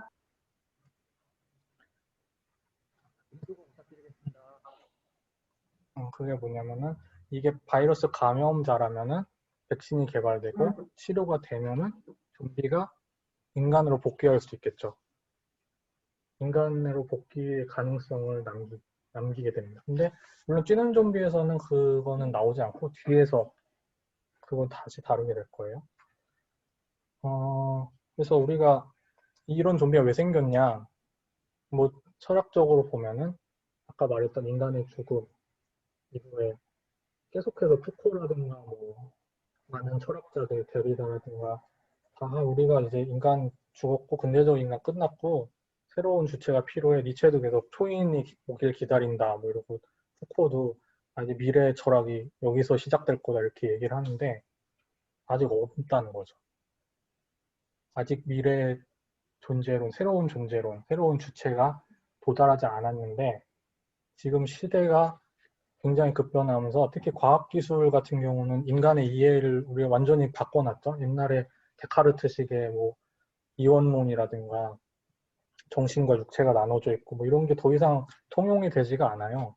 심지어 뭐 AI가 뭐 곧 나올 거라 그러고 뭐 알파고가 뭐 인간 바둑 기사를 다 이겨버리고 로봇공학이 발달하고 뭐 커즈와일 같은 사람은 뭐 특이점이 2045년에 온다 그러죠. 그래서 이때가 오면 인간은 영생을 누리게 될 거라는 주장을 합니다. 이게 그냥 허무맹랑한 얘기가 아니라 그 사람 막 근거를 다 들어요. 이렇게 뒤에 날 혁명이 이렇게 일어나서 이때가 특이점인데 이때 오면은 인간의 노화 속도보다 기술 발전 속도가 훨씬 초과하기 때문에 우리는 죽지 않을 거다. 뭐 한스 모라벡 같은 학자는 미래가 되면 인간 정신을 컴퓨터 업로드해서 우리는 불멸의 삶을 누리게 될 거다. 뭐 이런 식의 과학기술 담론들이 있고 그러다 보니까 우리의 존재론이 그 이전에 철학자들이 비판했던 근대적 주체가 이렇게 폭력적인 면이 있어, 부작용이 있어 라고 했던 것보다 훨씬 더 실질적으로 우리의 인간 개념이라든가 존재론을 다 무너뜨리게 하는 요소가 되죠. 그리고 또 세계 정세도 그렇죠. 뭐 테러리즘이라든가 우리가 지금 다 마스크 쓰고 계시지만 코로나19라든가 뭐 방사능, 기후변화 뭐 이런 위기 목록들이 끝도 없이 늘어날 수 있을 텐데 이런 위기의 상황에서 그럼 사람들이 이렇게 깨닫게 되는 거죠. 우리가 사는 세계가 되게 위험해. 안전하지가 않아. 그러면서 이제 좀비 영화가 거기에서 동력을 얻어요. 이런 식의 묵시록적 좀비 영화가 많아지는 거는 그런 이유도 있고요. 그래서 요즘에 좀비에 대한 공포가 그냥 사람들이 서사적인 상상으로만 여기지 않는 것 같아요. 그래서 뭐 미국 질병통제센터 같은 데는 이런 좀비 아포칼립스 재난 수칙 막 이런 거를 만들어서 발표를 하기도 하거든요. 뉴스에도 보면은 가끔 그런 게 나와. 좀비가 나타났다. 한국에도 그런 뉴스가 몇 번 있었거든요. 몇 년 전에는 베트남인이 막 괴성을 지르면서 사람을 물어 뜯었네 뭐 이런 뉴스도 있었고 뭐 미국에서 마이애미 좀비 사건 같은 것도 있었거든요. 그거는 실제로 그게 촬영이 다 돼가지고 유튜브 업로드가 됐어요. 보면은 노숙인이 아니라 어떤 남성이 노숙인을 막 물어 뜯는데 경찰이 출동해서 막 제지해도 말을 안 듣고 총을 막 쐈는데도 계속 물어 뜯고 해서 사살되는 그런 장면이 나중에 뭐 영화 오프닝에서도 월드워 Z였던 것 같은데 거기에서 쓰이기도 하고 그러니까 이렇게 실질적인 공포가 되면서 미국에서는 좀비 캠프 같은 게 또 주말에 열리거든요. 그래서 거기 가면은 좀비로부터 살아남는 방법 뭐 이런 것들을 배우기도 하고 사람들이 이게 진짜 있을 수도 있는 일이라고 생각한다는 거죠. 요즘 보면은 그럴 수도 있을 것 같아요. 세계가 망하면은 어떻게 살까 막 생존 키트 같은 거 사 모으고 막 물건도 사 모으고 그런 타국에 대한 공포가 여기 그대로 재현되고 있습니다. 그 또 하나 이 좀비를 이렇게 동력을 제공하는 거는 신자유주의인데요. 그 28일호에 보면은 정부에 대해서 뭐 이렇게 얘기하는 장면이 있어요. 정부가 도대체 뭘 하고 있냐, 사태가 이 지경인데 정부 망했겠지 막 이러는데 여기서 팀이 이렇게 얘기해요. 정부는 당연히 있어. 근데 어디 숨어 있겠지. 뭐 비행기나 벙커 안에 있겠지. 이렇게 얘기를 하거든요. 정부가 극한의 상황에서도 사람들을 구조하지 않을 거야 라는 믿음을 갖고 있죠. 심지어 구조도 안 할 뿐더러 정부는 사람들을 억압하는 권력으로 보통 좀비 영화에서 그렇게 묘사가 돼요. 18주 같은 경우는 그렇게 사람들 구해주겠다고 해서 찾아갔더니 다 거짓말이었고 뭐 백신도 없었고 가짜 방송을 해서 성노예를 막 끌어모으려고 그런 짓을 했다라는 게 밝혀지기도 하고 뭐 사람들을 막 죽여요. 막 좀비가 퍼지니까 뭐 살아있는 사람 좀비 가리지 않고 막 군대를 동원해서 다 쏴 죽이고 폭격을 하고 막 그러니까 사람들이 정부가 이게 국민을 살리려고 있는 게 아니구나 뭐 이런 걸 깨닫게 되죠. 우리 부산행이나 서울역에서도 보면은 비슷한 장면이 나와요. 부산행 보면은 좀비가 퍼지고 있는데 열차 내 방송 화면이 잠깐 나오는데 거기 보면은 정부가 폭도라고 규정을 해서 군부대를 동원하고 있다. 뭐 이런 방송이 나오고 그 서울역에서도 보면은 좀비가 출몰했는데 차벽을 세워서 다 가둬요. 시민들 다 가둬놓고서 움직이지 말라 그러고 움직이니까 총으로 다 쏴 죽이고 이런 장면들이 나오는데 사실 이게 그냥 픽션은 아니죠. 우리가 실제로 봤죠. 국정원이 국군기무사령부랑 우리 촛불 집회 했을 때 이거를 폭도로 규정해서 제압하고 방송국을 제압 접수해가지고 어떻게 할 것인가 이런 걸 다 시뮬레이션 했다라는 게 드러났는데 그런 것들이 좀비 서사에서 그대로 반영이 되고 있고 좀비 서바이벌 가이드라는 책이 있는데 여기 보면은 계속 이 책이 주장하는 게 그거예요. 쉬지 말고 훈련해라. 계속 몸을 단련하고 무기를 연습하고 절대 방심하지 말고 누구도 믿지 말고 생존해라. 생존만이 최선이다. 남 구하려 하지 말라. 이런 메시지를 계속 반복해서 얘기를 하고 있는데 그것이 바로 신자유주의 서바이벌 가이드죠. 신자유주의가 우리한테 계속 얘기하는 거는 경쟁에서 최후까지 살아남아라. 남 신경 쓰지 마라. 각자 도생해라. 이런 메시지가 좀비 영화에서 그대로 재현되고 있습니다. 최근에 제가 봤던 살아있다라는 영화, 유아인 씨 나오는 그 영화도 보니까 계속 그 얘기를 하더라고. 살아남아야 한다. 그게 최대한의 지상 과제라고 얘기가 돼요. 그러니까 뛰는 좀비 영화에서는 결국 계속 강조되는 거 생존. 네가 최대한 노력해봤자 할 수 있는 건 생존밖에 없고 다른 거 시도하지 마라. 라는 메시지를 계속해서 전달하죠. 그래서 저는 여기서 킹덤 얘기를 잠깐 하고 싶은데 킹덤 다들 많이 보셨나요? 킹덤이 시즌 2에 가면은 그러니까 킹덤이 소재가 재밌죠. 그 굶주림이라는 특성, 그 기근이랑 좀비랑 결합을 시켜서 그 굶주림을 못 견딘 백성들이 식인을 하고 거기서부터 좀비가 탄생하고 정치인들은 뭐 전혀 관심도 없고 나 굶어 죽든 말도 관심도 없고 좀비가 출몰했는데 되게 무능하고 거기 구중궁궐에서 왕이 좀비인데 저희들끼리 권력 다툼만 하고 있고 막 이런 모습들을 계속 나열하는데 그래서 주지훈, 이창이라는 세자만이 이거를 해결하려고 굉장히 백방으로 노력을 하잖아요. 그래서 결국은 이창이 이 좀비 사태 핵심에 외척, 조학주랑 중전이 있구나라는 것을 알게 되고 이들을 처단하고 일단 마무리가 되는 듯 보이는데 제가 아쉬운 거는 이 지점에서 이창이 내려와 버리죠. 그러니까 나는 왕이 되지 않겠다.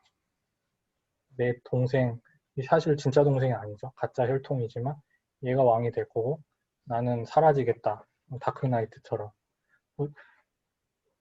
이 지점에서 이창은 어떤 정치적 투쟁을 하는 걸 포기해버리고 개인적인 해결책으로 빠져버리게 되죠. 이 킹덤에서 계속해서 반복되는 메시지는 뭐냐면은 백성은 뭐 먹는 걸 하늘로 삼고 뭐 이런 메시지거든요. 그러니까 여기서도 결국 생존주의가 최우선이라는 거예요. 정치 노름하지 마라. 니네 정치 해봤자 뭐 백성한테 도움되는 게 뭐 있고 니네 다 백성 굶어 죽이기만 하지. 정치는 되게 무용하고 정치는 혐오스러운 거야.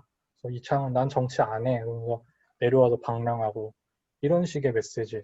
그러니까 우리가 뛰는 좀비 서사가 물론 통쾌하고 재밌는데 또 실질적인 공포를 초래하기도 하고 주의해야 할 거는 이거 메시지를 계속 받다 보면은 정치적 투쟁을 하지 말자는 생존주의로 빠지기가 쉬워요.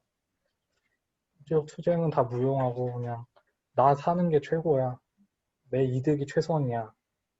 어차피 정치든 누가 하든 다 똑같고 내 이익을 추구하는 게 최선이야. 이런 식의 메시지로 가기 쉽기 때문에 그런 것들을 조금 면밀하게 봐야 되고 그래서 지금 이제 포스 좀비로 빨리 넘어가 보면은 이게 포스 좀비 중에서 컨트랙티드라는 작품이거든요. 포스 좀비 영화 중에 이런 질병의 측면을 강조하는 영화들이 있어요. 이 영화가 그 중에 하나인데 이렇게 카메라가 계속해서 클로즈업을 많이 해요. 얼굴을 가까이에서 관찰하고 되게 정적이에요. 이 사람이 좀비에 감염돼서 되게 느리게 변해요.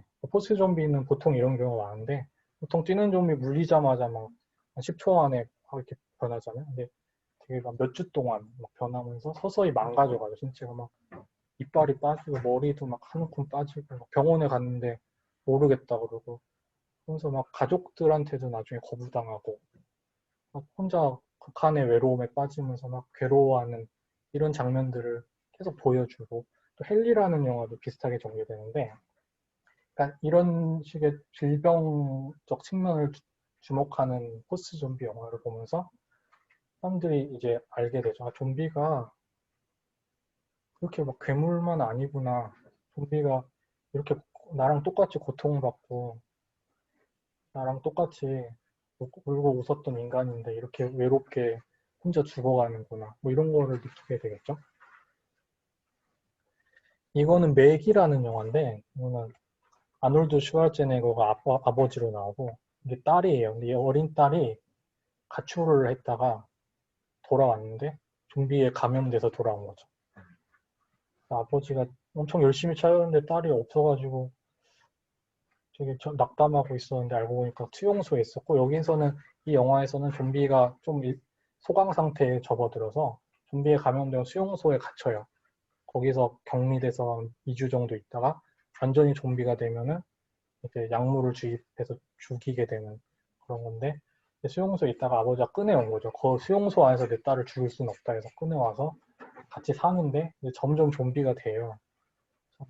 정신을 차려보려고 하는데도 막 정신을 잠깐 잃고 막 산 여우도 막 뜯어먹고 막 이러면서 가족들이 다 고통스러워하고 친구들이랑 막 모여서 마지막 추억을 회상하면서 아, 우리 옛날에 이랬지 막 이런 얘기도 하고 그래서 마지막을 준비하다가 나중에는 완전히 좀비가 돼서 좀비가 되기 전에 딸이 아버지한테 이런 부탁을 하거든요.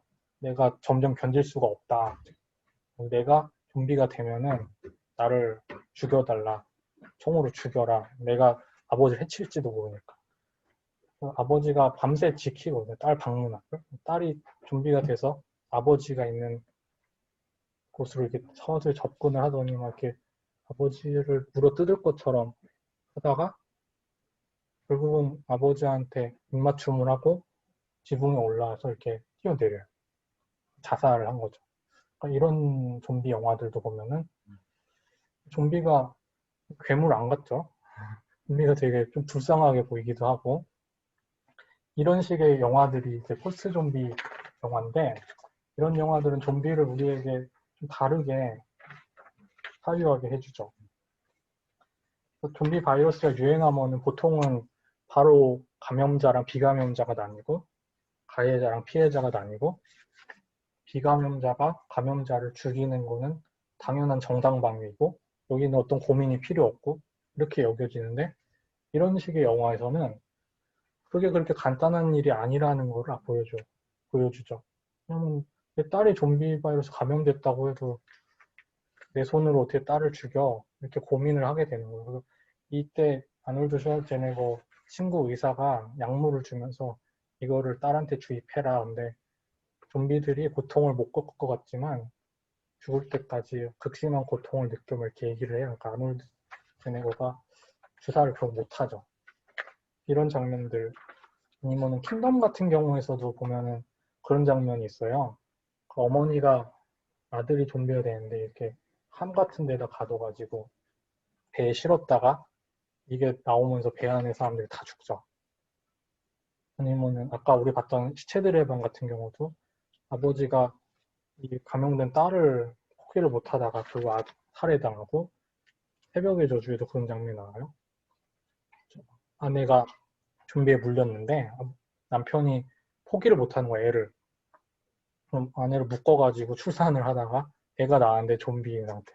그러니까 이전까지 좀비 영화에서는 이런 가족에 대한 비정상적인 집착이 더 파국적인 상황을 초래하는 그런 장면이었다면 포스트 좀비 영화는 그렇지 않죠. 왜냐하면 이전 가정 같은 경우는 다 가부장적인 가정으로서 비정상적인 가족에 대한 집착을 가졌다면은 여기서는 부성애라든가 아니면은 이런 질병에서 신음하는 그런 좀비를 보여줌으로써 다른 관점에서 좀비를 보여주고 있죠.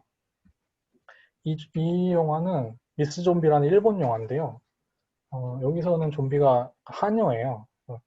좀비를 이렇게 배달을 시키면 이렇게 함에 넣어가지고 좀비가 와요. 그러면은 좀비를 이렇게 막 허드렛 일을 시키고 빨래도 시키고 걸레질도 시키고 그래서 여기에 권총이 하나 동봉되어 있는데 거기 이렇게 써있어. 유사시에 이걸 쏴죽여라. 그러니까 좀비는 여기서는 사물인 거죠. 똑같이 택배로 오는 총이랑 같이 배달하는 사물인 거고. 그래서 이 되게 서발턴 좀비인데 이 좀비는 아무런 저항도 안 하고 그냥 시키는 일만 하는데 마을 사람들이 와가지고 괜히 건드려요. 이렇게 지금 돌멩이도 막 던지고 마을 청년들은 막 창고로 데려가서 막 강간도 하고 막 그러는데 저항을 안 하는 그런 좀비입니다. 마지막에는 뭐 애랑 같이 새 삶을 찾아 떠나는 그런 모습을 보여주기도 하는데 이런 식의 좀비 서사 이거는 시체들의 낮이라는 영화인데요. 85년 이게 법이라는 좀비예요. 좀비가 그 지하 실험실에서 과학자가 이 좀비를 상대로 실험을 하고 있는데 이 좀비가 학습력이 가장 좋아요. 그래서 이렇게 클래식 음악을 들려줬더니 충격을 받는 거죠. 아, 이런 게 세상에 있구나. 그러면서 그걸 듣고서 충격을 받고 점점 다 생겨나고 이성을 되찾고 나중에는 막 총을 사용하는 법도 배워가지고 자기를 막 괴롭혔던 군인들도 쏴 죽이고 그런 장면입니다. 이 이후에 또 랜드 오브 데드라는 영화가 나오는데 그 영화는 이거보다 더 나아가가지고 좀비들이 계속 막 이유 없이 군인들한테 학살당하다가 이제 막 화가 나는 거죠. 아, 왜 자꾸 우리를 죽일까? 그러면서 좀비들이 서서 이렇게 뭉쳐가지고 군인들이 사는 마을로 쳐들어가서 다 제거를 하고 그런 거기 기득권 거기 보면 이렇게 높은 빌딩에 정말 소수의 권력자들만 향락을 누리고 살고 있고요. 대부분은 되게 극빈층이고 꼭대기층에 사는 사람들을 다 응징을 하고 막 불도 써가지고 막 화형도 시키고 막 이런 장면들이 나오거든요. 이런 장면들이 이제 로메로의 영화, 그것도 로메로 영화고 이것도 로메로 영화인데 로메로의 원래 의도가 이런 거였거든요. 그러니까 로메로가 처음엔 좀비를 그런 무기력한 시체부터 소비자본주의의 대중부터 여기서는 조금 일말의 주체성을 담지하죠. 랜드 오브 데드로 오면은 완전히 주체로서 거듭나는데 이런 로메로의 기획이 점점 드러나게 되는 그런 장면입니다. 근데 이제 이 원바디스로 잠깐 넘어가 보면은 이게 원바디스의 한 장면인데 알이라는 좀비예요. 근데 인간 여자 줄리라는 여자랑 사랑에 빠지죠. 그래서 내가 예전에는 뭔지도 모르고 내가 무슨 존재인지도 모르겠는데 갑자기 나 살고 싶다라는 열망을 느껴요. 알이. 나 이 세계에 더 머무르고 싶어. 죽기 싫어, 줄리랑 함께하고 싶어 이런 욕망을 느끼게 되면서 점점 변화하기 시작합니다. 줄리랑 같이 있을 때 장면인데 이게 루시오 풀치 감독의 좀비라는 영화인데 자기는 좀비가 이런 줄 알았는데 이랬다는 거죠. 그래서 내가 상상 속에서 혼자 생각했던 타자의 모습이랑 실제 타자가 사실은 되게 다를 수 있구나 이런 거를 보여주는 장면이고 이 장면은 이제 줄리랑 좀비가 보면 약간 로미오와 줄리엣 같기도 한데 줄리랑 굉장히 다른 종족이고 같이 할 수 없다고 여겨지죠. 알이 인간 마을에 가면 발각되는 즉시 사살되는 테고 줄리도 마찬가지죠. 먹잇감인데 이들이 사랑에 빠지게 되고 아 우리가 왜 같이 할 수 없지? 좀비가 왜 인간과 함께 할 수 없는 거지라고 의문을 품게 돼요. 그러면서 이들의 사랑이 점점 다른 좀비들로 퍼지게 됩니다. 그래서 이 좀비들을 지배하는 본이라는 사람자들이 있는데 이 본이들이 이들을 죽여라라고 하는데 거기 저항을 하면서 이들을 구하기 위해 좀비들이 다 이렇게 모여요. 이 좀비들이 결국은 본이들을 상대로 저항을 하고 또 나중에 인간과 좀비가 공존하게 되는 그런 모습을 그립니다. 그래서 좀비 시위 얘기로 잠깐 넘어가 볼 건데 아까 잠깐 말씀드렸듯이 월가점령 시위 2011년부터 좀비가 혁명이나 정치적 주체로 등장하게 됐다라고 얘기를 했는데 월가점령 시위가 가장 전면에 내세웠던 게 그거죠. 우리가 99%다. 왜 하필 99%일까요? 왜냐면은 이게 부의 극심한 양극화를 얘기하는 건데 통계치를 몇 개 얘기해 볼게요. 미국 기준으로 1%의 국민이 전체 부의 40%를 소유하고 있습니다. 그리고 30년 동안 99%의 부가 15% 늘었는데 1%의 부는 150%가 늘었죠. 세계적 수준으로 보면 이게 더 극심한데 세계 인구의 1%가 전체 부의 46%를 갖고 있고 10%를 확장하면은 86%를 갖고 있습니다. 바디유 같은 경우는 이들이 차지하는 비율이 과거 귀족 계층에 준한다. 그래서 과두정이 재림했다. 뭐 이렇게 얘기하기도 하고 반면에는 세계 인구 50%는 정말 아무것도 갖고 있지 못해요. 그들이 갖고 있는 재산 부는 0이거든요. 이들은 자본주의 관점에서는 인구로 고려되지 않는 무로 산정되는 자들이죠. 한국도 마찬가지인데 세계 불평등 보고서에 따르면은 한국도 상위 10%가 전체 소득에서 차지하는 비율이 80년대 28%였는데 2012년에는 44.9%가 됐거든요. 굉장히 극심해졌죠. 그래서 피케티가 이거를 분석을 했는데 현재 불평등 수준이 인류 역사상 가장 극심하다. 그래서 세습자본주의가 다시 도래하고 있다. 그래서 뭐 베레포크가 다시 왔다니 뭐 도금 시대, 2차 도금 시대니 뭐 이런 얘기들을 하고 있거든요.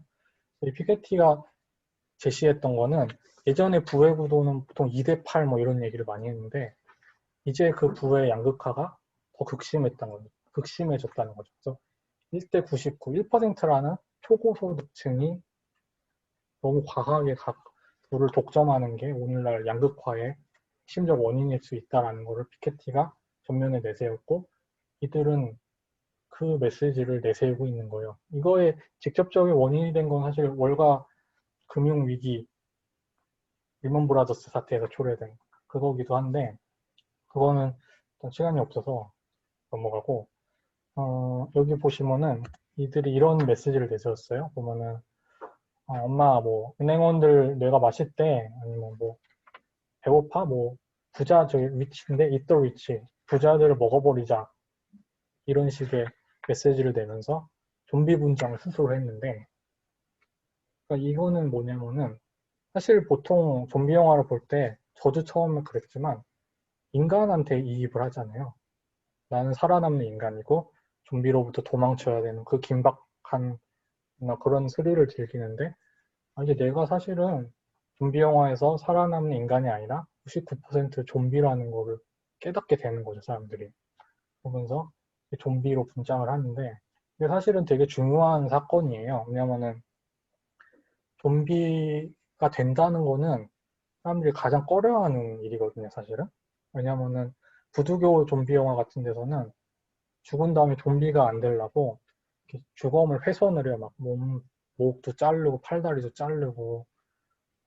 좀비가 된다는 건 왜냐면은 이들은 노예인데 좀비가 되는 건 죽어서까지 노예가 된다라고 여기기 때문에 가장 꺼려하는 상태죠. 그래서 그 영화에 보면은 부두교 좀비 영화에 보면 그런 장면도 나오는데 그 IT 주민들은 사람이 죽으면 막 축제를 벌여요. 아, 드디어 노예가 끝났구나. 기뻐서. 근데 갓난아이가 태어나면 엉엉 운다 그러거든요. 왜냐면 이제 얘는 새로운 노예로서 평생 살아야 되기 때문에. 또 뭐 일반적인 뛰는 좀비 영화 같은 데 보면은 좀비에 물리면 이런 장면이 나와요. 아, 나 좀비가 되기 전에 날 죽여줘. 좀비가 돼서 이 세상에 떠돌기 싫으니까 나를 제발 죽여줘. 뭐 좀비랜드에도 나오고 이런 장면이 흔한데 28일 후에도 나오고 그러니까 좀비가 된다는 건 정말 최악 중에 최악인 거죠. 그리고 인간은 이제 죽겠다. 인간으로서의 존엄을 마지막으로 지키겠다.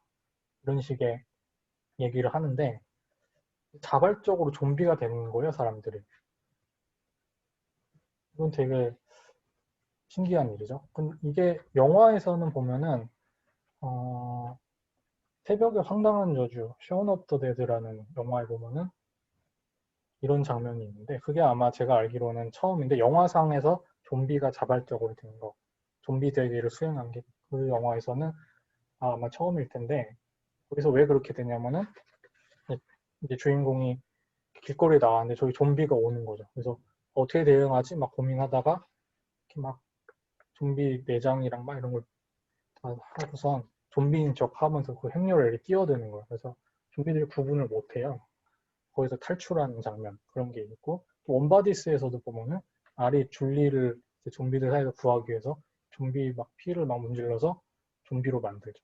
거꾸로 알이 줄리 인간 마을에 가서는 막 화장도 하고 향수도 뿌리고 해가지고 인간으로 분장을 하고 이런 장면들을 의미하는 거는 사실 인간과 좀비가 근본적으로 다르지 않을 수 있다. 사실은 그 경계가 되게 모호하고 불분명할 수 있다라는 것을 보여주는 거죠. 이 좀비 대기가 정치적인 수행성을 갖게 되는 이런 사건. 그리고 또 제가 여기 책 뒤에 보면은 그 촛불 집회 같은 것도 저는 좀비 시위로 보고 있는데 2017년, 18년에 촛불 집회를 많이 했었죠. 한 1,000만 명 가까운 국민이 갔는데 보통 그 촛불 집회가 촛불 좀비다 뭐 이렇게 조롱을 많이 받아요. 그 광우병 시위 때부터 그랬는데 우파 인사들이 그렇게 많이 하죠. 그러니까 이 사람들은 주체적으로 판단을 내려서 시위에 간 게 아니다. 선동당해가지고 뭣도 모르면서 감정만 앞세워서 나가가지고 괜히 막 사회를 혼란에 빠뜨리는 반동분자지 뭐 저런 시위를 왜 하냐 막 차분하게 이성적으로 법적 절차를 통해 해야지 왜 거리로 나오냐 막 이런 조롱을 많이 받았죠. 그리고 또 국정원에서 그 문건이 밝혀졌는데 이명박 정부 때 우리 다 아실 테지만 블랙리스트를 만들었거든요. 거기 보면 뭐라고 써 있냐면은 청년 세대가 좀비화되고 있다라고 국정원이 작성을 했어요. 그 문건에서. 왜 그러냐면은 그 무슨 봉준호라든가 뭐 김미화라든가 뭐 손석희라든가 이런 이른바 좌파 연예인들이 방송에 너무 많다는 거예요. 미디어를 장악하고 있어서 청년들을 멀쩡하게 생각하는 인간으로 기르는 게 아니라 계속 좀비로 만들고 있다라고 얘기를 하면서 이들을 다 블랙리스트 만들어서 방송에 퇴출시키자. 이 블랙리스트가 박근혜 정부로 뭐 1만 명까지 늘어나죠. 방송에서 다 빼내고 친정부 연예인들을 방송에 기용해서 이 좀비들을 다시 인간으로 돌리자 이런 국정원이 문건을 작성했는데 여기서도 보면 정부가 국민을 좀비로 보고 있는 거죠. 국민이 혼자 판단을 못하는 바보 같은 존재, 선동당하는 존재 이렇게 보고 있는 건데 여기는 되게 양가적 감정이 숨어 있어요. 첫 번째는 바보로 여기는 것도 있는데 두 번째는 이들에 대한 두려움이 있는 거예요. 이들이 언제 거리로 몰려나와서 시위를 벌이고 정권을 바꿔버릴지도 모르겠다. 이런 두려움이 내재되어 있는 거죠. 실제로 그랬죠. 대의제가 제대로 작동하지 않으니까 촛불 좀비들이 몰려나와서 정권을 바꿨죠. 그래서 저는 이런 지점에서 좀비가 새로운 정치적 주체로 등장하고 있다라는 걸 보고 싶었고요. 그래서 이런 좀비 다중이라는 표현을 썼는데 이전에는 상상할 수 없었던 되게 네트워크적이고 탈중심적이고 자발적인 시위 이런 걸 통해서 좀비들이 내가 좀비다라고 선언하고 우리 다른 세계를 만들어 오자. 그러니까 이전 좀비는 종말을 초래하는 좀비였다면은 이 포스 좀비는 우리 정말 세계가 종말해야 되는 건 아니야. 종말할 수도 있지만 우리가 다르게 바꿔볼 수도 있지 않을까? 우리가 세계에 맞서서 다른 삶이 가능하지 않을까? 라는 것을 계속 얘기하고 그거를 위해서 신흥이 옮기는 좀비. 그게 포스 좀비고 제가 이 책에서 그 얘기를 하고 싶었습니다. 시간이 많이 지나가지고 일단은 이렇게 하고 나머지 부족한 거는 질의응답 시간에서 조금 더 얘기해 보도록 하겠습니다.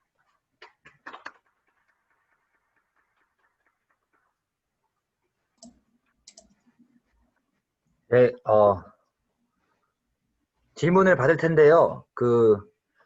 혹시 미리 질문 받은 것도 있지만, 오프라인이랑 온라인에서 들으시는 분들이 해주시는 질문을 먼저 제가 전달하겠습니다.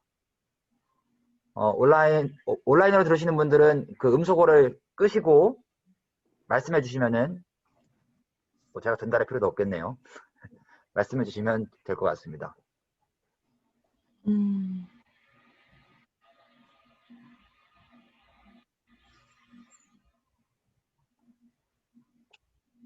혹시 온라인에서 바로 없으시면은 현장에 와 계신 분들한테 먼저 받겠습니다.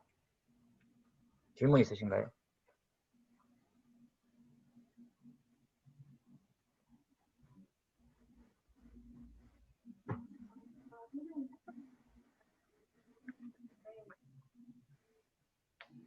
여기에서 말씀해주신 것처럼 왜 좀비인지 조금 더 자세히 설명을 해주셨으면 좋겠어요. 아까 벨라루시 교과 나왔었는데 그 외과 연기한 드라큘라가 등장했던 소설적 배경과 설명해 주시는 사회적 배경이 크게 다르지 않고 또 미국에서 얘기는 양한적인 것에서 홍국병 낳는 두려움의 문제라는 점에서 상당히 유사하다고 느꼈거든요. 그런 차이를 어떻게 전달할 수 있을지 설명해 주시면 좋겠습니다. 혹시 온라인에서 질문 들리시나요? 잘 안 들려요. 네, 전달해 드릴게요. 어떤 질문이냐면요. 선생님께서 왜 좀비냐? 사실 좀비가 아니고도 이런 비슷하게 타자화되는 존재들이 영화에서도 많이 나오는데, 예를 들어서 드라큘라도 있는데, 왜 좀비에 꽂히시게 됐는지, 왜 좀비를 택하셨는지 질문 맞죠? 그 질문이 나왔습니다. 왜 좀비에 꽂혔냐면은 일단은 제가 좀비 영화를 굉장히 좋아하고 이걸 되게 많이 봤어요. 그래서 좀비 영화를 보다 보니까 이런 흐름 같은 게 보였고 이거를 좀 규명을 철저히 해보고 싶었고 그래서 이런 사상사적 배경이라든가 정치, 사회, 문화적 배경 같은 거를 결부시켜서 좀비의 역사를 규명을 해보고 싶었고 아까 말씀했듯이 뱀파이어라든가 다른 괴물이 많잖아요. 외계인도 있을 수 있고 그러니까 에일리언 같은 것도 있을 수 있고 늑대인간 같은 것도 있을 수 있고 되게 많은 타자 비인간이 있죠. 요즘은 SF 영화에서 로봇들, 안드로이드, 사이보그 이런 식의 괴물이라든가 비인간들이 굉장히 많은데 이거랑 좀비랑 어떻게 변별되냐 그거를 제가 시간 관계상 다 못 다루는데 이 장이 사실은 그거를 다루는 장이거든요. 그래서 다양한 비인간들을 훑으면서 이 비인간들이랑 좀비랑 어떻게 변별되는지 그런 거를 얘기하고 있는데 간단하게 말씀드리면은 뱀파이어랑 좀비랑 비슷한 면이 있죠. 둘 다 이국적인 근데 사실 이국적인 거는 부두교 좀비에만 한정되는 거긴 한데 이국적 괴물이고 어떤 감염이 되고 근데 사실은 좀 다른 면들이 있는데 첫 번째로 이건 장르적 특성을 먼저 말씀드릴게요.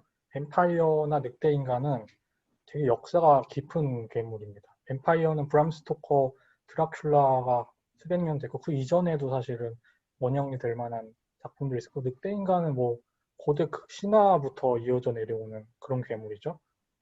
근데 비교적 좀비는 역사가 짧은 괴물이에요. 우리가 뭐 부두교 좀비까지 간다고 하더라도 뭐 불과 수백 년이고, 사실은 우리가 알고 있는 현대 좀비는 68년도 로메로 좀비부터 시작이 되거든요. 그래서 좀비는 이렇게 얘기할 수 있을 것 같은데 원형이 없는 괴물입니다. 그러니까 문학 텍스트를 거쳐서 대중문화로 수용된 게 아니라 좀비는 바로 대중문화로 들어왔고 원형이 없기 때문에 되게 변신이 쉬운 괴물이죠. 그리고 아까 말씀드렸듯이 좀비는 최근의 유행을 빼면은 되게 컬트적인 B급 괴물이었어요. 제작비도 적고 좀 조악한 영화들이 많았는데 그래서 감독이 자기가 하고 싶은 얘기를 또 쉽게 할 수 있었던 장르기도 합니다.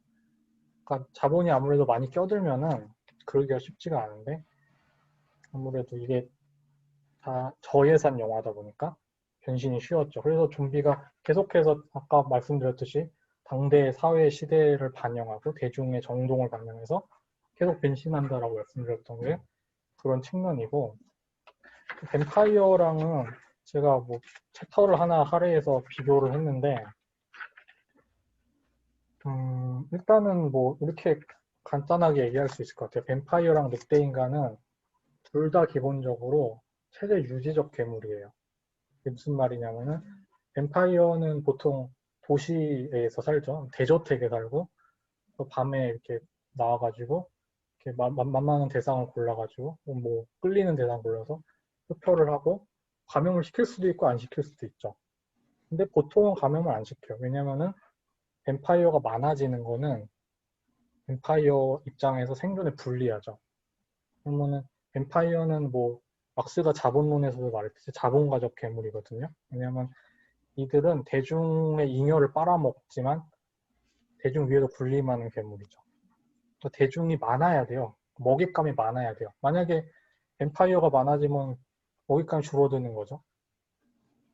불리하겠죠. 늑대인간도 마찬가지예요. 늑대인간도 보통 이성을 유지하고 있고 뭐 보름달이 뜨면은 이제 돌변을 하는데 이들 역시 체제를 유지하고 싶어 하죠. 늑대인간을 꽉 차면은 이들도 어쨌든 인간의 살을 필요로 하기 때문에 안 되는 거죠. 그래서 뱀파이어나 늑대인간 모두 현재 상태에서 어떤 평형 상태를 유지하고 싶어 합니다. 근데 좀비는 그렇지가 않죠. 좀비는 정말 인간 단 한 명이 사라질 때까지 끝없이 인간을 죽이고 감염시켜서 세계를 종말로까지 몰아가는 괴물이죠. 그래서 좀비는 최대 파괴적인 괴물, 보다 급진적인 괴물이라고 얘기를 할 수 있을 텐데 그래서 만약에 이런 생각을 해봤어요. 요즘에는 이런 장르 간에 크로스오버가 많으니까 많은 영화에서는 뱀파이어랑 늑대인간이랑 같이 등장하는 영화들이 많거든요. 트와일라이트 같은 영화도 있을 테고 언더월드 같은 영화도 보면 같이 등장해요. 그러면은 보통 이 둘 집단 사이에 사이가 안 좋거든요. 왜냐면은 뱀파이어는 귀족적 괴물이고 늑대인간은 하층민의 괴물이기 때문에 늑대인간 뭐 하수구 같은 데 살고 이런 뭐 교회 무덤가 같은 데 살고 뱀파이어는 저택에 살고 이런 차이가 있어서 사이가 안 좋은데 만약에 이들 사이에 좀비가 있다. 이 셋이 같이 등장한다. 그러면 제가 봤을 때는 늑대인간과 뱀파이어가 힘을 합칠 겁니다. 합쳐서 좀비를 먼저 없앨 거예요. 왜냐면 좀비가 걷잡을 수 없이 퍼지면은 이들 역시 죽기 때문에 그렇기 때문에 좀비는 이들과는 철저히 다르고 물론 뱀파이어보다 늑대인간이 하층민이고 늑대인간이 야성적 힘을 상징하기도 하지만 어쨌든 늑대인간은 자기 보존의 욕구가 있는 개체죠. 근데 좀비는 그것조차 없어요. 사실 이렇게 나를 팔 잘리고 막 총 쏴도 그냥 무작정 달려드는 더 하층민의 정서를 갖고 있는 그런 괴물. 그렇게 볼 수가 있을 것 같아요. 이 정도 답변이 됐을까요? 다른 질문 있으신가요?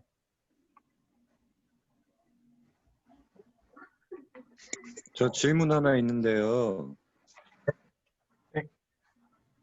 네, 그 좀비가 사람을 무는 이유는 네. 인육을 취하기 위함입니까? 아니면 감염을 시켜서 좀비의 개체 수를 늘리기 위함입니까?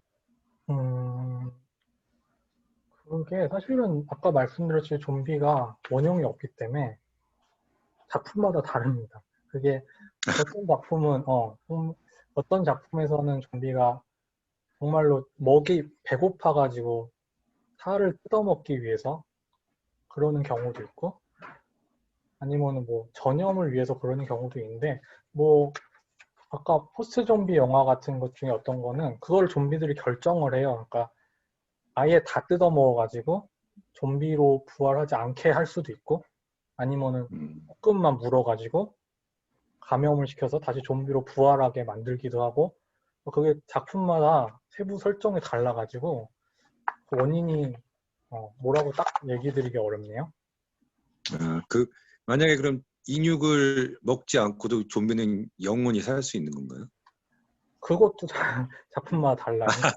어떤 작품은 좀비가 예. 물리고 진짜 영원히 사는 좀비가 있어요. 그래서 뭐 아까 좀비 서바이벌 가이드 같은 데 보면은 좀비가 바다 밑에 영원히 남아있을 거다 뭐 이런 얘기를 하기도 하고 아니면은 뭐 28주 같은 경우는 얘가 인간을 먹지 않으면은 점점 말라가지고 신체 기능이 저하돼서 또한 몇 달 정도 지나면 완벽하게 죽어버리는 그런 형태의 좀비도 있고요. 그것도 작품마다 다릅니다. 예, 감사합니다. 네, 또 다른 질문 있으실까요?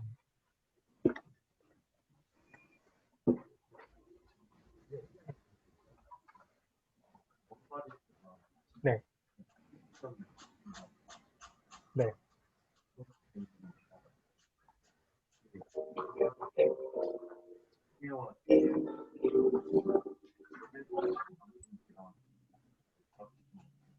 네. 그 점에서 우리가 아니면 우리가 다시 인간으로 넘어가는 인간으로 다시 돌아갈 수 있다는 가능성을 네, 질문을 정리해서 드리면은 그 원바디스라는 영화를 오늘 예시로 많이 드셨는데 그게 그 포스트 좀비 영화에서 어떤 갖고 있는 의미에 대해서 질문해 주셨습니다. 네, 질문 감사하고요. 제가 오늘 원바디스 얘기를 많이 못했는데 실은 실장 전체가 거의 원바디스 분석에 많이 할애가 되는데 원바디스가 왜 중요하냐면은 아까 말씀드렸듯이 이게 뭐 홍보가 그렇게 됐어요. 로미오와 줄리엣의 좀비판이다.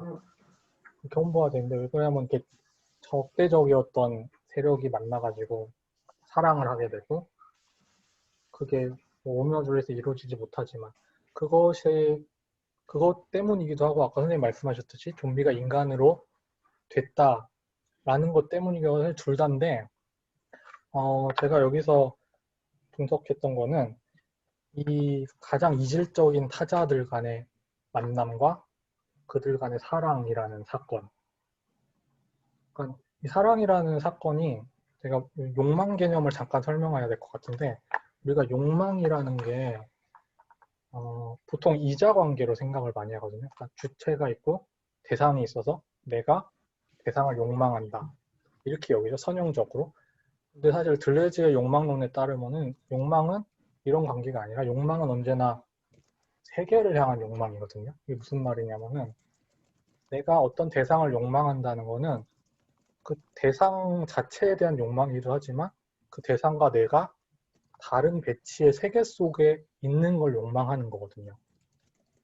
무슨 말인지 아시겠어요? 그러니까 내가 상대방을 정말 간절하게 욕망한다라고 여길 때에도 나는 그 대상과 내가 다른 배치의 세계 속에 있기를 욕망하는 거지 이 대상 자체를 욕망하는 건 아니죠. 그거는 마치 시체를 욕망하는 것처럼 무의미한 거고 나는 언제나 다른 세계를 욕망하는 겁니다. 그러니까 이 R이 줄리, 그러니까 줄리가 R을 서로 욕망하는 거는 그냥 단지 상대방을 욕망하는 게 아니라 우리 둘이 함께 할 수 있고 우리 둘이 동등한 존재고 우리 둘이 함께 하도록 허락할 수 있는 세계를 욕망하는 거예요. 그래서 이들의 사랑이 세계를 바꾸려는 그런 움직임으로 퍼져나가고 이들의 사랑의 정동이 주변으로 퍼지고 그래서 결국은 이 관계 자체를 바꾸고 세계 자체를 바꾸게 되는 힘으로 작용을 하게 되는데 그런 점에서도 원바디스가 중요하기도 하고 또 아까 말씀드렸듯이 좀비를 이런 식으로 전면적으로 새로 내세운 작품이 없었어요, 이전에. 근데 여기서는 말도 하고 또 이 알좀비의 독백들을 보면 되게 재밌는 게 많거든요. 그런 거 보면은 좀비가 이렇게 생각을 하고 철학자 좀비 뭐 이렇게 책 소개에는 나오는데 이렇게까지 생각을 하고 막 좀비가 학교도 세우네? 막 이런 것들이 저는 되게 신선했거든요. 그런 것들과 결국은 이제 인간으로 복귀한다라는 게 사실은 어떻게 보면 저는 조금 불만스러운 거일 수도 있는데 이 작품이 마지막에 가서는 약간 타자를 이렇게 인간 범주 안에 포용하는, 그러니까 인간 안으로 편입시키는 형태로 좀 이루어지지 않나 이런 좀 아쉬운 점이 있어서 그거를 또 책에 담기도 했는데 그런 점 때문에 좀 비판의 여지는 있지만 그래도 저는 이 작품이 상징적이라고 생각합니다. 왜냐면 이런 식의 새로 전혀 다른 좀비를 그린 게 없기 때문에 그런 점에서 원바디스를 중요하게 보고 있습니다.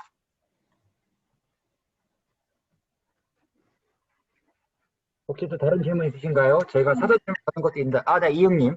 예, 저 질문 채팅창에다 일단 써놓긴 했는데 읽을게요. 네. 예, 한국에서 왜 갑자기 좀비물이 급증했는지 저는 궁금하거든요. 이게 예전부터 좀비물 제가 한겨레나 그런 데서 만화 같은 거 연재 만화로도 봤었던 기억이 나는데 그전에도 좀비 자체가 있긴 했어요, 좀비물이. 근데 한국에서 부산행 이후로 갑자기 확 터지기 시작한 것 같거든요. 네. 급증한 것 같거든요. 그래서 그 이유가 뭔지 궁금해요. 어떻게 생각하시는지. 그쵸. 좀비가 한국에선 유행이 좀 이상하게 늦었어요. 말씀하신 대로 한국에서 그 이전에 좀비물이 없었던 건 아니거든요. 예전에 뭐 드라마 스페셜 같은 단막극이나 MBC 같은 데서도 뭐 2부짜리 드라마가 있었고 아니면 좀 하위 장르에서는 더 많았어요. 뭐 웹툰이라든가 웹소설이라든가 뭐 짧은 소설, 단편 소설들 같은 데는 있었는데 이 좀비가 대중적으로는 거의 받아들여지지를 못했죠. 그래서 부산행 이후로 갑자기 좀비가 유행을 타게 되는데 저는 사실 늦게 유행한 게 좀 이상한 현상이라고 생각해요. 아까 말씀드렸듯이 2002년도 이후에 보통 세계적으로는 좀비가 급격하게 유행을 하고 비숍 같은 경우는 2006년이 되면은 좀비 르네상스다라고 할 만큼 좀비가 이제 거의 대중적인 완연한 그런 괴물이 되는데 한국에선 유난히 늦었단 말이죠. 저는 그 원인이 뭐 여러 가지로 분석할 수 있을 것 같은데 첫 번째로는 뱀파이어 장르는 많거든요. 한국에 유행도 많이 했고 뭐 공중파나 케이블에서 많이 하는데 좀비는 그렇지 못했단 말이죠. 왜냐면은 저는 일단은 뱀파이어보다 좀비가 훨씬 매니악하고 좀 그로테스크한 면이 있어요. 좀비는 막 이렇게 팔다리가 막 날아가고 막 피랑 내장 막 이런 게 쏟아지고 막 이러기 때문에 아무래도 아직까지 그때까지는 한국 정서에 좀 안 맞지 않았나 싶었던 것도 있고 또 하나 문화적으로 봤을 때는 아까 말씀드렸듯이 사람들이 내가 좀비일 수도 있겠다라는 거를 좀 늦게 자각하지 않았나 그런 생각을 해보는데 그러니까 좀비가 유행하려면은 세계가 그러니까 뛰는 좀비가 유행하려면 세계가 되게 파국이 임박했구나 위기가 닥쳤구나 내가 막 거기서 어떻게 살아남을 수 있을까 막 이런 거에 사람들이 관심을 갖기 시작하면은 이제 그 불안과 공포를 타고 좀비가 같이 유행을 하게 되는데 한국은 그런 게 좀 늦었던 것 같아요. 그래서 부산행 이후에야 사람들이 그걸 보면서 최근에 저는 그래서 앞으로 좀비가 더 유행할 거라고 보는 게 우리가 지금 코로나19를 겪고 있잖아요. 그 이전까지는 사람들이 그런 생각을 많이 못했는데 코로나를 보면서 우리 세계가 망할 수도 있어. 위급해라는 거를 실감하게 되면서 이런 정서를 바탕으로 좀비가 더 재장이 활발하게 이루어지거든요. 그래서 그 이전까지는 그런 심리가 좀 약했던 게 아닌가 그런 생각을 해봅니다. 감사합니다. 네, 감사합니다.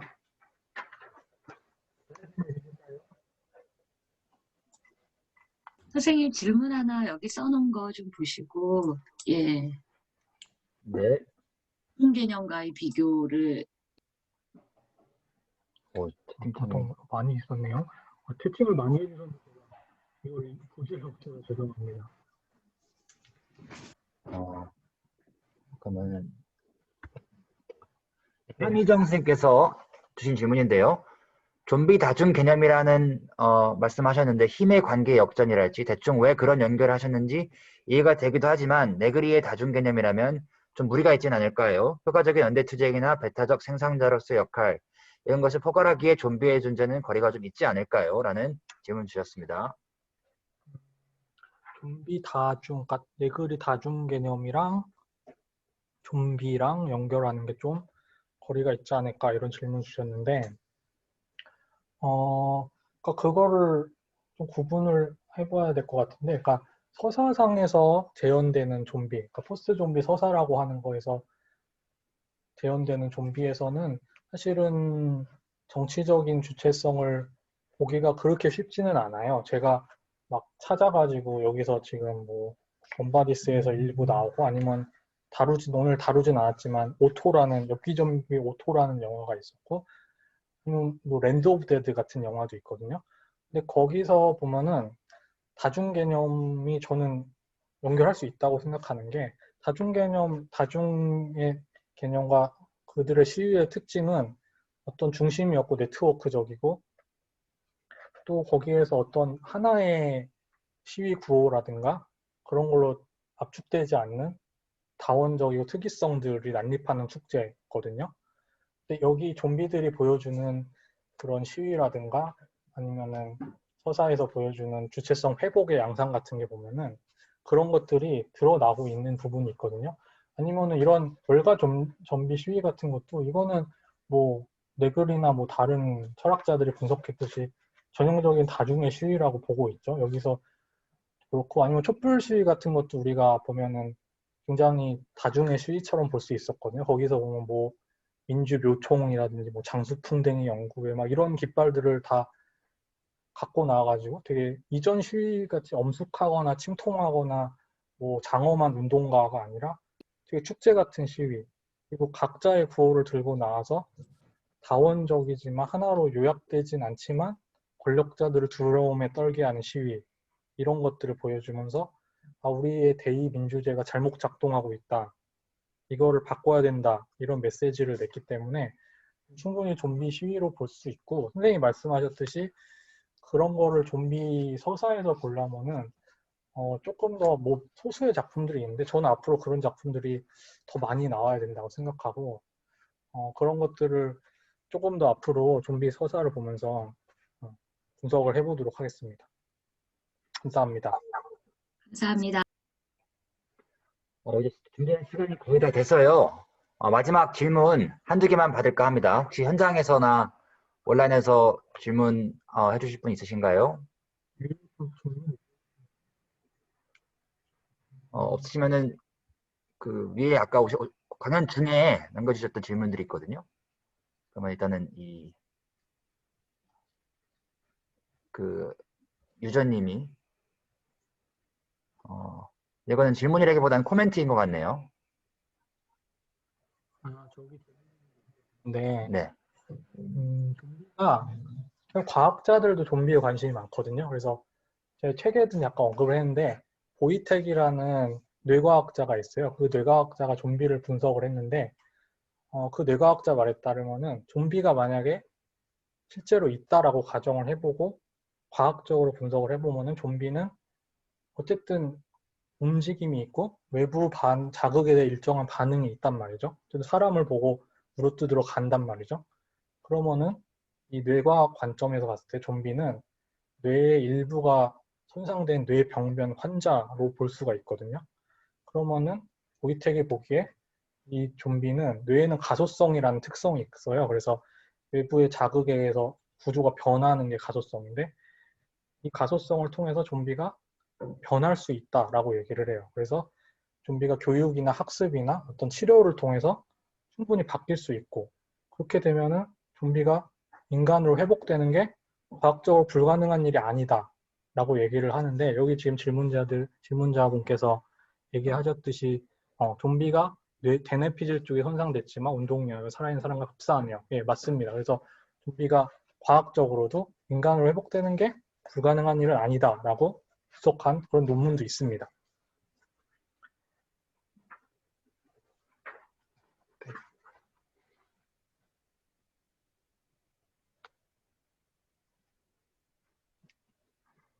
또 뭐 질문 많이 인류세 이런 것도 제가 책에서 다루고 있어서 책장을 좀 참조해서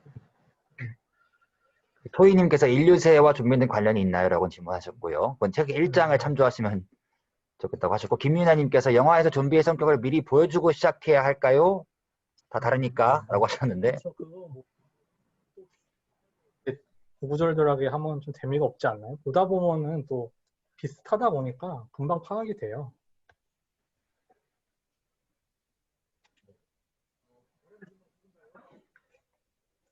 질문이 될 것 같은데,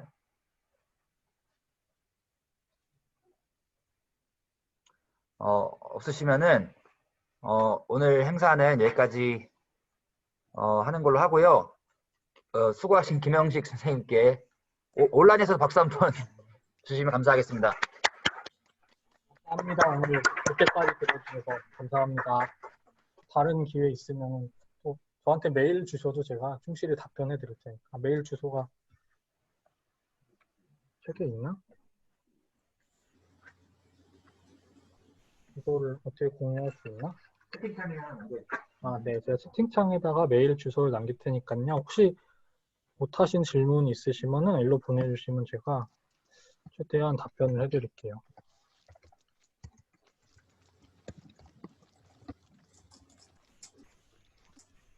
네, 그럼 오늘 다시 한번 감사드리고, 네, 좀 들어주셔서 감사합니다. 고맙습니다.